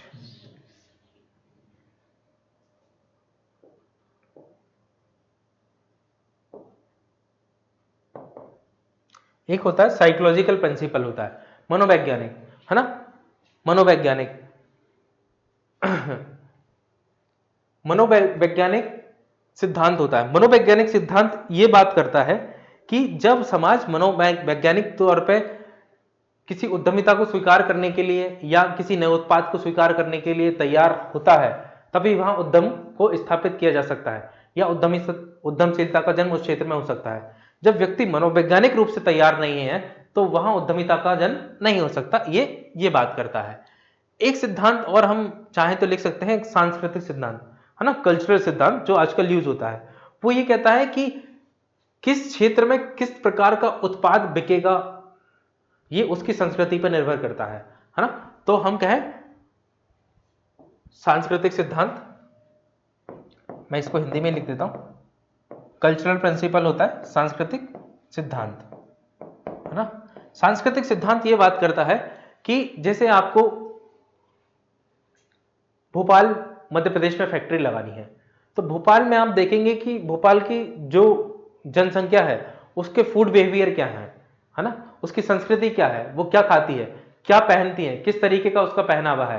मान लीजिए आपने कपड़े की फैक्ट्री लगाई और आपने यहां कुर्ते पजामे बनाना शुरू कर दिया भोपाल में, और पगड़ी और साफा बनाना शुरू कर दिया, क्या भोपाल की संस्कृति जो है इसको सपोर्ट करती है क्या? नहीं, भोपाल की संस्कृति में ये सब चीजें नहीं चलती है ना। आपने फूड प्रोडक्ट बनाने शुरू करिए और आपने बड़ी मात्रा में vegetarian non vegetarian food product बनाने शुरू करें, क्या भोपाल की संस्कृति बहुत ज्यादा नॉन वेजिटेरियन फूड को प्रेफर करती है क्या? नहीं करती है ना। तो कहीं ना कहीं जो संस्कृति है वो ये डिसाइड करती है कि आपको वहां किस तरीके का उद्योग को स्थापित करना है।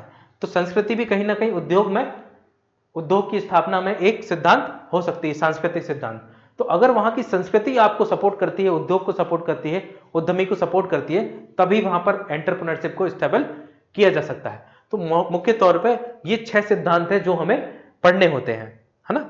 अब ये सारे सिद्धांत मुझे लगता है कि पूरे नहीं है। मान लीजिए जहां पैसा बहुत है लेकिन समाज तैयार नहीं है, रिसोर्स नहीं है, पॉलिटिकल लोग सपोर्ट भी कर रहे हैं लेकिन सांस्कृतिक रूप से तैयार नहीं है, हाँ, संस्कृति वहां की उस चीज को अलाउ नहीं करती, उस प्रोडक्ट को, तो क्या वहां उद्यमशीलता सफल हो सकती है क्या? नहीं हो सकती, है ना। मान लीजिए कि किसी देश में रिसोर्स तो बहुत है लेकिन पैसा नहीं है, क्या वहां उद्यमशीलता स्टेबल हो सकती है क्या? नहीं हो सकती, है ना। जैसे इसका एग्जांपल आप देख सकते हैं, जो खाड़ी कंट्रीज है, गल्फ कंट्रीज है, वहां पर आप देखें रिसोर्स तो बहुत थे, तेल के बहुत कुएं हैं, है ना, लेकिन वहां पर पैसा नहीं था उस समय 1970 के आसपास, टेक्नोलॉजी नहीं थी, है ना।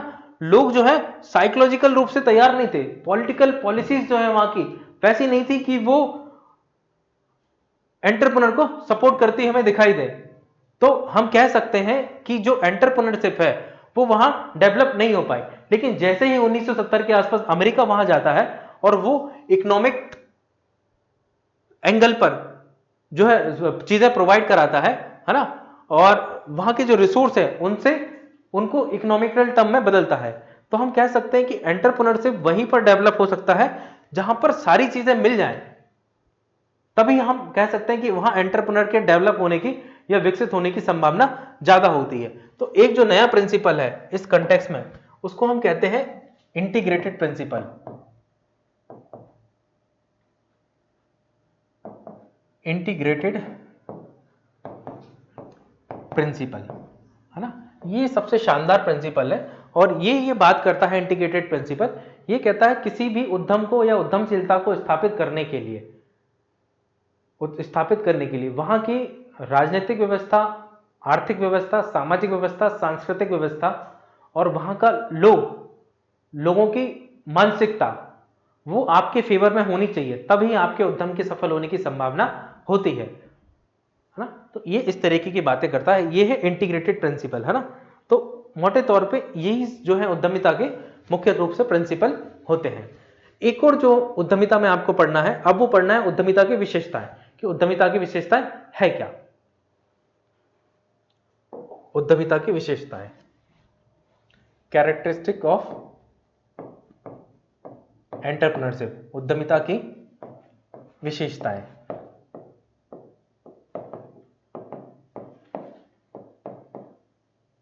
तो आप इतनी चर्चा में समझ गए होंगे कि उद्यमिता की क्या विशेषताएं होगी।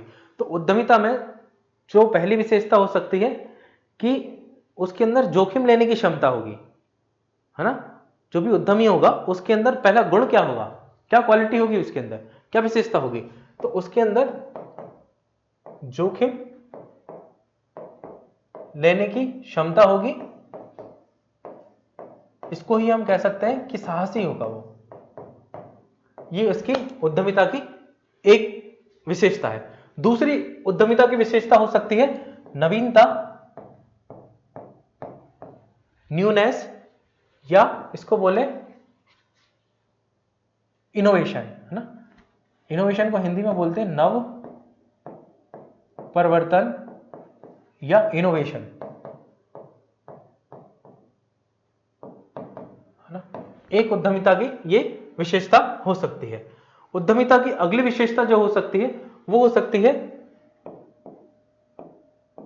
सृजनात्मकता, या इसको हम बोलते हैं रचनात्मकता। एक उद्यमिता की ये भी अपने आप में विशेषता है, जिसको इंग्लिश में हम कहते हैं क्रिएटिविटी।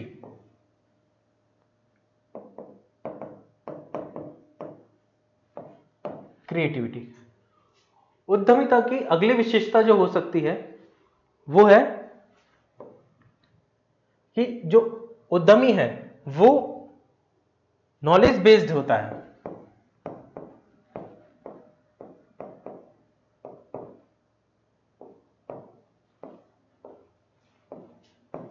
उद्यमिता जो है वो ज्ञान आधारित प्रक्रिया है, ये उद्यमिता की विशेषता है। मतलब जो भी उद्यमी व्यक्ति होगा, जो उद्यम लगाएगा, ऑब्वियस सी बात है वो तमाम तरीके के अलग अलग क्षेत्रों में अपने स्टडी करेगा, है ना। सोचेगा समझेगा कि यहां इस प्रकार का उत्पाद से संबंधित उद्योगों को स्टेबल किया जाए कि नहीं किया जाए।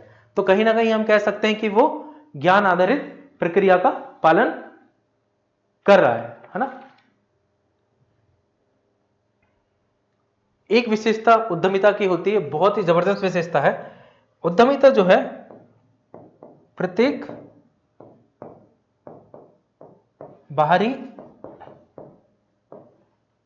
स्थिति का रचनात्मक उत्तर है।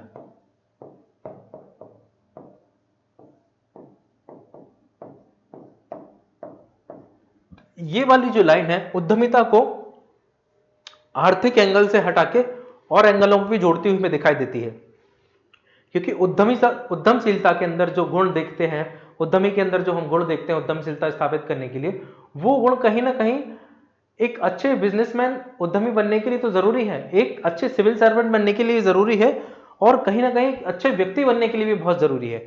क्योंकि उद्यमिता में जो इनोवेशन की जो प्रोसेस है, क्रिएशन की जो प्रोसेस है, करेज की जो है, लीडरशिप की जो क्वालिटी है, वो कहीं ना कहीं हमारे सामने जो चुनौतियां आती हैं, जो चैलेंजेस आती हैं, उसको एक क्रिएटिव तरीके से उत्तर देने की क्षमता रखता है।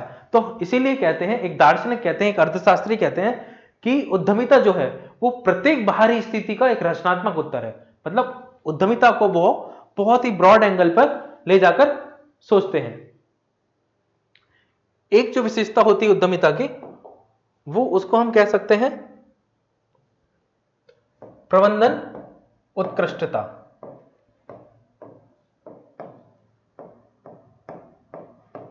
मतलब मैनेजमेंट एक्सीलेंस। जो भी व्यक्ति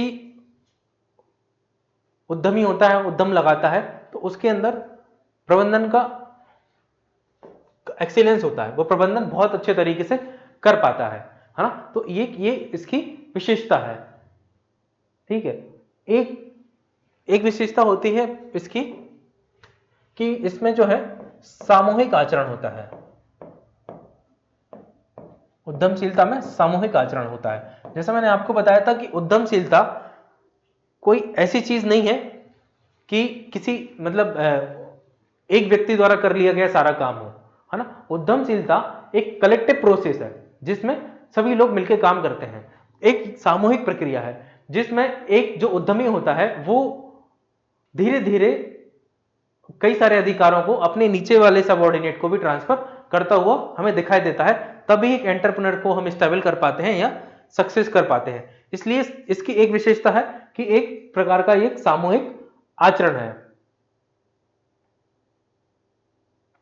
और एक जो इसकी विशेषता होती है कि उद्यमशीलता को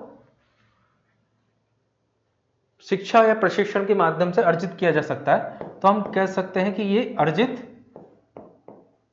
व्यवहार है ना। उद्यमशीलता एक अर्जित व्यवहार है, इसको अर्जित किया जा सकता है, इसको सीखा जा सकता है ना। क्योंकि इस कंटेक्स्ट में आप देखेंगे, उद्यमिता के कंटेक्स्ट में, तो आपको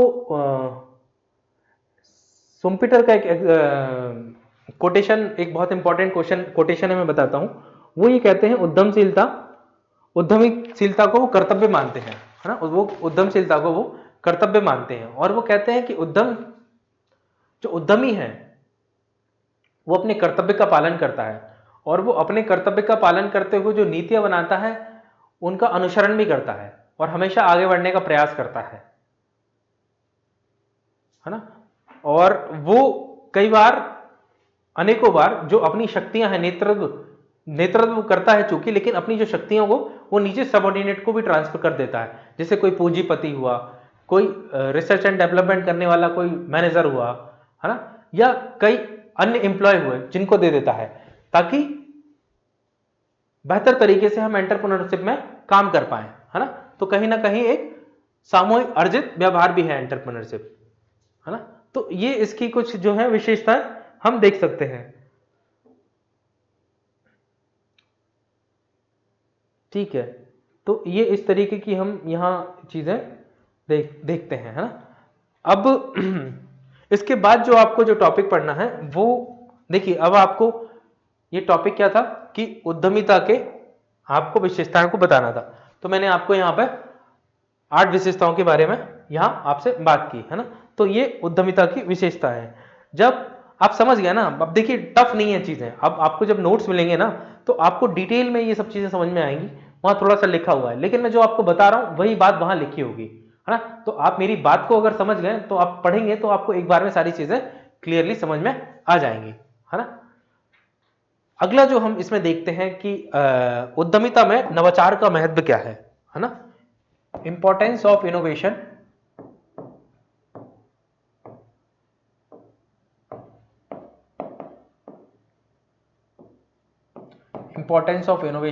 in entrepreneurship. Importance of innovation in entrepreneurship, है ना। उद्यमिता में नवाचार का क्या महत्व है, ठीक है, इसको हमें देखना है। तो इनोवेशन जो है, इनोवेशन क्या होता है? इनोवेशन मतलब इसको आप हिंदी में कहें नवाचार, किसी नए काम को करना या किसी पुरानी चीज में कुछ नया करना, कुछ क्रिएटिव करना, वो इनोवेशन होता है ना। तो जब आप उद्यमिता के क्षेत्र में देखते हैं, उद्यमिता में कोई उद्योग होता है और कोई किसी प्रकार का प्रोडक्ट बना रहा होता है, तो अगर उसके अंदर नवाचार करने की तकनीक नहीं है, स्किल नहीं है, या वो नवाचार को नहीं समझता, नहीं जानता, तो वो उद्योग बहुत पिछड़ जाएगा या उस उद्योग में बनने वाला जो उत्पाद है वो मार्केट में कहीं पीछे रह जाएगा। इसको आप कुछ एग्जाम्पल से समझ सकते हैं। जैसे ओनिडा एक बहुत बड़ा टीवी का ब्रांड हुआ करता था एक समय, बीपीएल, ओनिडा एक बहुत बड़े टीवी के ब्रांड थे, है ना। दो मोबाइल के ब्रांड के नाम बताऊंगा मैं आपको, नोकिया और सोनी इरेक्शन, और एक कोडेक कैमरा। तो ये बहुत बड़े बड़े नाम हुआ करते थे, एक समय लेजेंड थे 1990 के आसपास। 2005 तक भी नोकिया वगैरह तो लेजेंड बने रहे, 2005-10 तक। जैसे ही एंड्रॉयड मार्केट में आया तो नोकिया धीरे धीरे गिरने लगा, नोकिया का ग्राफ, है ना, क्योंकि उसने अपने प्रोडक्ट में कुछ इनोवेशन नहीं किया, या जो नई टेक्नोलॉजी आ रही थी उसको एडॉप्ट नहीं किया, तो मार्केट में पिछड़ गया। ऐसे ही उन टीवी कंपनियों के साथ हुआ। तो कह सकते हैं कि उद्यमशीलता में इनोवेशन का बहुत महत्व है, बहुत बहुत ज्यादा महत्व है, क्योंकि उद्यमशीलता आपको मार्केट में टिके रहने के लिए प्रेरित करती है। मतलब उद्यमशीलता अगर हो गई किसी इनोवेशन अगर किसी कंपनी के अंदर होगा तो स्थायित्व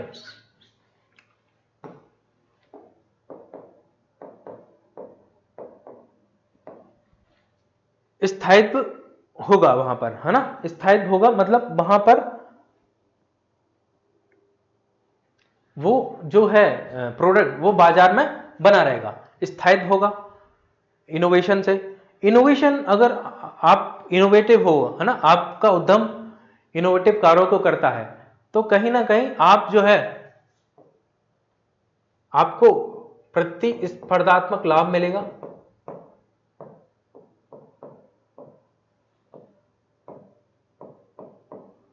है ना। जैसे जैसे आप इस एग्जांपल से समझने की कोशिश कीजिए कि जैसे एक कंपनी है सैमसंग, उसने एक फोन बनाया 10,000 रुपए का, ठीक है। दूसरी कंपनी है वीवो, उसने उसी फीचर के साथ फोन बनाया 7,000 रुपए का, है ना। उसने सेम क्वालिटी का फोन 7,000 रुपए में बना दिया। तो अब जो बायर है वो किस तरीके का कौन सा फोन लेने के लिए जाएगा? ऑब्वियस सी बात है वो 7,000 का फोन परचेस करेगा। क्यों? क्योंकि वो उसी फीचर के साथ वो कंपनी उस फोन को 30% कम प्राइस में दे रही है। तो ये बायर के लिए तो अच्छा है, लेकिन ये हो कैसे पा रहा है? वीवो कंपनी जो है, मैं सिर्फ एग्जांपल दे रहा हूं, या वीवो को ओप्पो सैमसंग से बड़ा मत समझने लगना आप, है ना। तो वीवो जो कंपनी है वो उस प्रोडक्ट को इनोवेटिव तरीके से बना रही है ना, इनोवेटिव तरीके से बना रही है, जिससे उसने अपनी कॉस्टिंग को कम कर पाई है ना। कॉस्टिंग को कम कर पाने के बाद उसको मार्केट में उसी प्रोडक्ट पर प्रतिस्पर्धा लाभ मिल रहा है ना। क्योंकि ये जो प्रोडक्ट है वो 10,000 का है, एक मोबाइल फोन, वो कंपनी 7,000 में प्रोवाइड करा पा रही है। तो उसको कॉम्पिटिटिवली तो फायदा हो ही रहा है ना। उसके साथ वो कंपनी लंबे समय तक मार्केट में बनी रह सकती, इस बात की भी संभावना है, उसके अंदर स्थायित्व होगा, है ना। तो ये फायदा है। फिर इसमें नवाचार अगर किसी कंपनी में आता है तो इसका एक फायदा यह होता है कि कंपनी या उसके किसी प्रोडक्ट उत्पाद के प्रति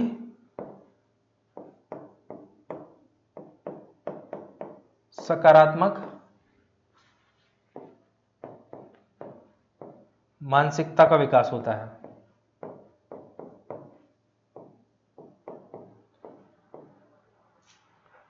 ये क्या है? कंपनी या उत्पाद के प्रति सकारात्मक मानसिकता का विकास होता है।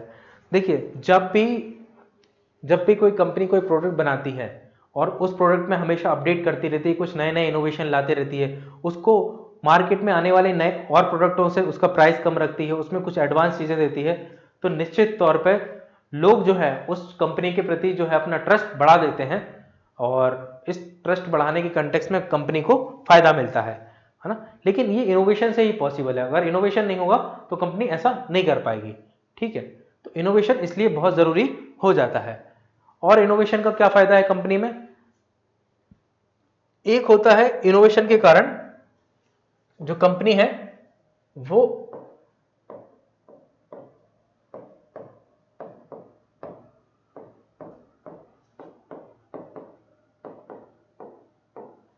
उच्च मानक की स्थापना कर पाती है। इसका मतलब यह है कि मान लीजिए किसी कंपनी ने फोन बनाया, फोन का एग्जांपल लेते हैं, और उस फोन में उसने 100 मेगापिक्सल का कैमरा दिया, ठीक है, 100 मेगापिक्सल का कैमरा दिया। अब अगर उसकी क्वालिटी ठीक है और वो 10,000 रुपए के फोन में उसने वो कैमरा दिया, इनोवेशन करके, जैसे भी करके, कॉस्ट कटिंग करके, XYZ। अब 10,000 के प्राइस सेगमेंट में आने वाले हर मोबाइल फोन कंपनी को ये ध्यान रखना होगा कि 10,000 में एक्स कंपनी जो है वो 100 मेगापिक्सल का कैमरा दे रही है, तो उसने उच्च मानक की स्थापना कर दी। अब दूसरी कंपनियों को भी यही करना पड़ेगा कि 10,000 रुपए के आने वाले फोन में, 10,000 रुपए के आसपास के आने वाले फोन में 100 मेगापिक्सल का कैमरा देना पड़ेगा। इसको एग्जांपल से और समझ लीजिए कि मान लीजिए कोई चाय पत्ती बनाने वाली कंपनी रेड लेबल है। रेड लेबल ने जो है 1 किलो जो चाय पत्ती का जो प्राइस है वो 400 रुपए रखा, और उस चाय पत्ती में उसने इनोवेटिव तरीके से तुलसी भी डालना शुरू कर दिया, और बताया लोगों को कि ये आपको बहुत सारी बीमारियों से भी बचाएगी अब चाय, है ना। या उसमें तुलसी के साथ दालचीनी डालना शुरू कर दिया। तो उसने एक इनोवेशन किया चाय पत्ती में। अब वो चाय पत्ती जो नुकसान करती थी, वो दालचीनी और उसमें अगर तुलसी की मात्रा आ जाती है तो वो नुकसान कम मात्रा में करेगी। अगर उसने ऐसा कर दिया तो उसने समाज में एक नया मानक स्थापित कर दिया, है ना, बाजार में, कि जो चाय है वो वाली जो चाय है वो नुकसान करती है, ये वाली। अब सभी कंपनियों को एक उच्च स्तर की चाय डेवलप करना पड़ेगा, है ना। तो क्योंकि उस रेड लेबल ने एक उच्च मानक की समाज में स्थापना कर दी। बट ये कैसे कर पाएगा? वो इनोवेशन के द्वारा ही इसको फुलफिल कर पाएगा। इसलिए इनोवेशन बहुत इंपॉर्टेंट हो जाता है। इनोवेटिव जो व्यक्ति होता है वो इनोवेटिव जो व्यक्ति है या जो इनोवेटिव कंपनी है उसको वित्तीय लाभ बहुत होते हैं। इनोवेशन से कंपनी को वित्तीय लाभ होते हैं, और अगर किसी कंपनी को वित्तीय लाभ होते हैं तो इसके बढ़ने की संभावना ज्यादा होती है। मतलब कंपनी में वृद्धि होती है, कंपनी के काम में वृद्धि होती है, काम में वृद्धि होती है तो एम्प्लॉयमेंट में वृद्धि होती है, एम्प्लॉयमेंट में वृद्धि होती है तो ये पर्टिकुलर जगह की इकोनॉमी को बूस्ट कर देता है, लोगों को और रोजगार देता है। तो कहीं ना कहीं इसका एक कनेक्टेड लॉ होता है, कहीं ना कहीं ये गरीबी को भी कम करता हुआ हमें प्रतीत होता है। इसलिए नवाचार का उद्यमशीलता में बहुत बहुत ज्यादा महत्वपूर्ण इंपॉर्टेंट रोल हो सकता है ना। एक जो हमें इसमें फायदा मिलता है नवाचार की वजह से कि निवेशकों का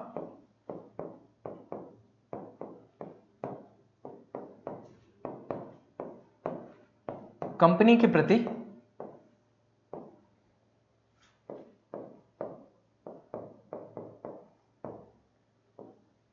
सकारात्मक, निवेशकों की कंपनी के प्रति सकारात्मक सोच होती है। जब कोई कंपनी इनोवेशन कर रही है, वित्तीय लाभ कमा रही है, बहुत अच्छा पैसा बना रही है ना, उसके प्रोडक्ट जो है मार्केट में टिके हुए हैं, उसके अंदर स्थायित्व है ना, तो ऑब्वियस सी बात है जो इन्वेस्टर है वो इस तरीके की कंपनियों में निवेश करना चाहेगा। तो एक इनको फायदा होता है कि इन कंपनियों में निवेश की बहुत बहुत बड़ी संभावना होती है, और बहुत बड़ा निवेश इन कंपनियों को आसानी से मिल जाता है ना, और निवेशकों के मन में एक बहुत अच्छी इमेज क्रिएट कर लेते हैं। तो ये जो है नवाचार के महत्व हो जाते हैं इंपॉर्टेंट काय में, एंटरप्रेन्योरशिप में। तो आज की क्लास में हमने क्या देखा? आज की क्लास को हम रिकैप करते हैं जल्दी से, और आज की क्लास में मैं बताता हूं हमने क्या क्या किया। तो आज की क्लास जो हमने शुरू करी वो हमने एंटरप्रेन्योरशिप के कंसेप्ट से शुरू करी, और मैंने आपको बताया कि एंटरप्रेन्योरशिप के बहुत सारे कंसेप्ट देखने को मिलते हैं। जो अर्थशास्त्री जिस तरीके की सोच रखता था उसको उस तरीके के कंसेप्ट के नाम से डेवलप कर दिया गया, है ना, जिसमें मैंने आपको कई सारे अर्थशास्त्रियों के नाम बताए थे। मैं उस पेज पे रख के लेता हूं आपको, जिसमें हाउसेल, गार्टनर, है ना, इस तरीके की मैंने आपसे बात की थी, है ना। जैसे मैंने नाइट के बारे में बताया था, तो जोखिम संबंधी अवधारणा जो है वो नाइट ने दी थी, है ना। प्रबंधक की अवधारणा हाउसेल ने ली थी, संगठन निर्माण की गार्टनर ने दी थी, नेतृत्व और नवाचार संबंधी अवधारणा सुपीटर और ड्रंकर ने दी थी, है ना। फिर अवसर को खोजने संबंधी अवधारणा जो है ड्रंकर की है, और उच्च उपलब्धि संबंधी अवधारणा मैक्सीलैंड की है। ये अवधारणाएं थी, है ना। अवधारणाएं मतलब ये है कि व्यक्ति या जो उद्यम है वो जो इकोनॉमिस्ट है वो किस तरीके की सोच रखता है उद्यम के लिए, वो उद्यम को किस एंगल से देखता है, वो उद्यम को जिस एंगल से देखता है, जिस सोच से देखता है, वही उसकी अवधारणा हो जाती है ना। अगला जो हमने इसमें देखा था कि महत्व देखे थे किसके, उद्यमिता के महत्व। तो हमने महत्व को बहुत सारे एंगल पे देखा था, है ना। हमने कहा था कि देश के अंदर एंटरप्रेन्योर माइंडसेट की वृद्धि होगी, इनोवेशन होगा, न्यू टेक्नोलॉजी देश के अंदर आएगी, है ना, नया मार्केट डेवलप होगा, आर्थिक विकास होगा, सामाजिक विकास होगा, शिक्षा, स्वास्थ्य और अंधविश्वास कम होगा, निर्यात में वृद्धि होगी, आयात में कमी की संभावना है, बैलेंस ऑफ पेमेंट जो है हमारा बैलेंस होगा, है ना, देश के अंदर सकारात्मक प्रतिस्पर्धा का विकास होगा, कंपनी के अंदर भी कंपटीशन होगा पॉजिटिव, और एम्प्लॉय के अंदर भी होगा, रोजगार के अवसरों का सृजन होगा, नए नए रोजगार मिलेंगे, बेरोजगारी की समस्या कम होगी, और संसाधनों का जो है हम समुचित उपयोग कर पाएंगे, नेचुरल रिसोर्सेज का भी और ह्यूमन रिसोर्सेज का भी, है ना। ये हमने कुछ इंपॉर्टेंस देखे थे। फिर हमने सिम्टम्स देखे थे कि एंटरप्रेन्योरशिप के सिम्टम्स क्या होते हैं, लक्षण क्या है। फिर मैंने आपको बताया था कि लक्षण का मतलब होता है कि जिनको देख के लगे कि एंटरप्रेन्योर है या एंटरप्रेन्योरशिप की क्षमता है इसमें। तो एंटरप्रेन्योर में दूरदृष्टिता होती है, जोखिम लेने की क्षमता होती है, नवाचार जैसी स्किल होती है, रचनात्मकता, सृजनशीलता होती है, नेतृत्वकर्ता, साहसी और अवसरों को खोजने वाला, ये उसके लक्षण होते हैं। अगला हमने क्या बात करी कि उसके प्रिंसिपल क्या है। तो हमने 6 प्रिंसिपल पे बात की, economical, social, resource based principle, है ना, पॉलिटिकल, साइकोलॉजिकल और कल्चरल, है ना। फिर हमने कहा कि एक इंटीग्रेटेड प्रिंसिपल होता है ना, सारे प्रिंसिपल को मर्ज करके एक प्रिंसिपल होता है, और जहां इंटीग्रेटेड प्रिंसिपल या इंटीग्रेटेड चीजें होती हैं, सब चीजें जब फेवर में होती है, वहां उद्यमिता के विकास की संभावना ज्यादा होती है ना। फिर मैंने आपको बताया कि उद्यमिता की विशेषताएं क्या होती हैं, है ना। उसमें हमने कहा कि जोखिम लेने वाला व्यक्ति होता है जो उद्यमी होता है ना, इनोवेशन होता है उसके अंदर, रचनात्मकता, क्रिएटिविटी होता है, उद्यमिता जो है ज्ञान आधारित प्रक्रिया है, मतलब नॉलेज बेस्ड है, नॉलेज के आधार पर इसको किया जाता है। ये प्रत्येक बाहरी स्थिति का एक बहुत रचनात्मक उत्तर है, मतलब ये creative answer to every outer situation, उसको ऐसा कह सकते हैं इंग्लिश में। इसका प्रत्येक बाहरी स्थिति का बहुत रचनात्मक उत्तर है, मतलब सिचुएशन जैसी भी आए उद्यमशीलता उसको बहुत आसानी से, बहुत बहुत बेहतर तरीके से टेकल करने की क्षमता रखती है, ये इसकी एक विशेषता है ना। उद्यमिता में प्रबंध का जो मैनेजमेंट है वो बहुत एक्सीलेंस लेवल पर होता है ना। उद्यमिता जो है एक कलेक्टिव कंडक्ट है ना, सामूहिक आचरण है। कलेक्टिव कंडक्ट का मतलब क्या होता है कि कंपनी किसी एक व्यक्ति से नहीं चलती, कंपनी में बहुत सारे डिपार्टमेंट्स होते हैं, विंग्स होते हैं, है ना, हर डिपार्टमेंट का अपना कार्य होता है, सब सारे डिपार्टमेंट अपना कार्य बखूबी निभाते हैं, तब हम कहें कलेक्टिवली कंपनी ठीक तरीके से रन कर पाती है। तो कहीं ना कहीं एंटरप्रेन्योरशिप जो है वो एक सामूहिक आचरण है। फिर हमने बताया कि एक इसकी विशेषता है कि जो एंटरप्रेन्योरशिप है वो एक अर्जित व्यवहार है, मतलब अगर किसी के पास नहीं है वो, तो उसको शिक्षा या प्रशिक्षण, है ना, एजुकेशन और ट्रेनिंग के माध्यम से उसके अंदर डेवलप कराया जा सकता है। और जो उद्यमी व्यक्ति होता है वो अपने काम को कर्तव्य की तरह देखता है ना, अपने कार्य को कर्तव्य की तरह देखता है, ऐसा मैंने आपको बताया था। इसलिए ये एक प्रकार का अर्जित व्यवहार है, इसके बारे में हमने चर्चा की थी। फिर हमने देखा कि उद्यमिता में जो है वो इनोवेशन का क्या महत्व है, इसको देखा। तो हमने कहा कि उद्यमिता इनोवेशन होगा तो वो कंपनी मार्केट में अपने आप को स्टेबल रख पाएगी लंबे समय तक, है ना। फिर उसको कॉम्पिटिटिव फायदा मिलेगा दूसरी कंपनियों की तुलना में, ये मैंने आपको एक एग्जांपल लेके बताया एक मोबाइल फोन के, है ना। फिर मैंने आपको कहा कि जो कंपनी है वो उसके प्रोडक्ट के प्रति, कंपनी के प्रोडक्ट के प्रति लोगों के मन में एक जो है सकारात्मक पॉजिटिविटी आएगी, है ना, कि भाई ये कंपनी बहुत अच्छी है, नए नए प्रोडक्ट लेके आती है, हमेशा प्रोडक्ट में कुछ चेंज करते रहती है, अपने जैसे मोबाइल है तो सॉफ्टवेयर अपडेट टाइम पे देती है, तो ये सब इनोवेटिव तरीके से तो कर पाएंगे, है ना। वो मार्केट में उच्च मानक की स्थापना कर देती है, मतलब वो एक ऐसा स्टैंडर्ड सेट कर देती है, इससे नीचे अगर कोई प्रोडक्ट बनाएगा, इस स्टैंडर्ड से नीचे कोई प्रोडक्ट बनाएगा तो वो मार्केट में टिक नहीं पाएगा। तो क्रिएटिविटी के द्वारा हम कहीं ना कहीं एक उच्च मानक की स्थापना कर पाते हैं। कंपनी को ऑब्वियस सी बात है, जब कंपनी में इनोवेशन होगा तो उसको वित्तीय लाभ तो होंगे और कंपनी का विस्तार होगा, और जब कंपनी का विस्तार होगा तो रोजगार में भी विस्तार होगा और उस क्षेत्र में भी विस्तार होगा, और कहीं ना कहीं हमें यह गरीबी को कम करती हुई दिखाई देती है। फिर हमने बताया था कि इतने सारे गुणों के साथ जब कोई कंपनी काम करेगी तो ऑब्वियस सी बात है कि वो निवेशकों को भी अपने लिए अट्रैक्ट कर सकती है, निवेशकों को कंपनी में इन्वेस्ट करने के लिए आकर्षित कर सकती है ना। तो ये जो थी कुछ विशेषताएं थी जो हमने देखी उद्यमिता की, है ना। तो आज के लेक्चर में हमने यूनिट 1 के 2 टॉपिक को खत्म कर लिया है ना। कल से हम इसके आगे जो है क्रिएटिविटी नहीं, इसका अगला जो टॉपिक है एंटरप्रेन्योरशिप का जो है क्रिएशन ऑफ एंटरप्रेन्योरशिप, ऐसा कोई टॉपिक है। एक मिनट में बता रहा हूं आपको क्या टॉपिक है।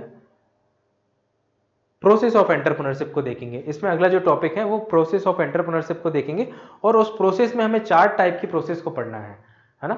4 टाइप की प्रोसेस को पढ़ना है, कल से हम उसको स्टार्ट करेंगे।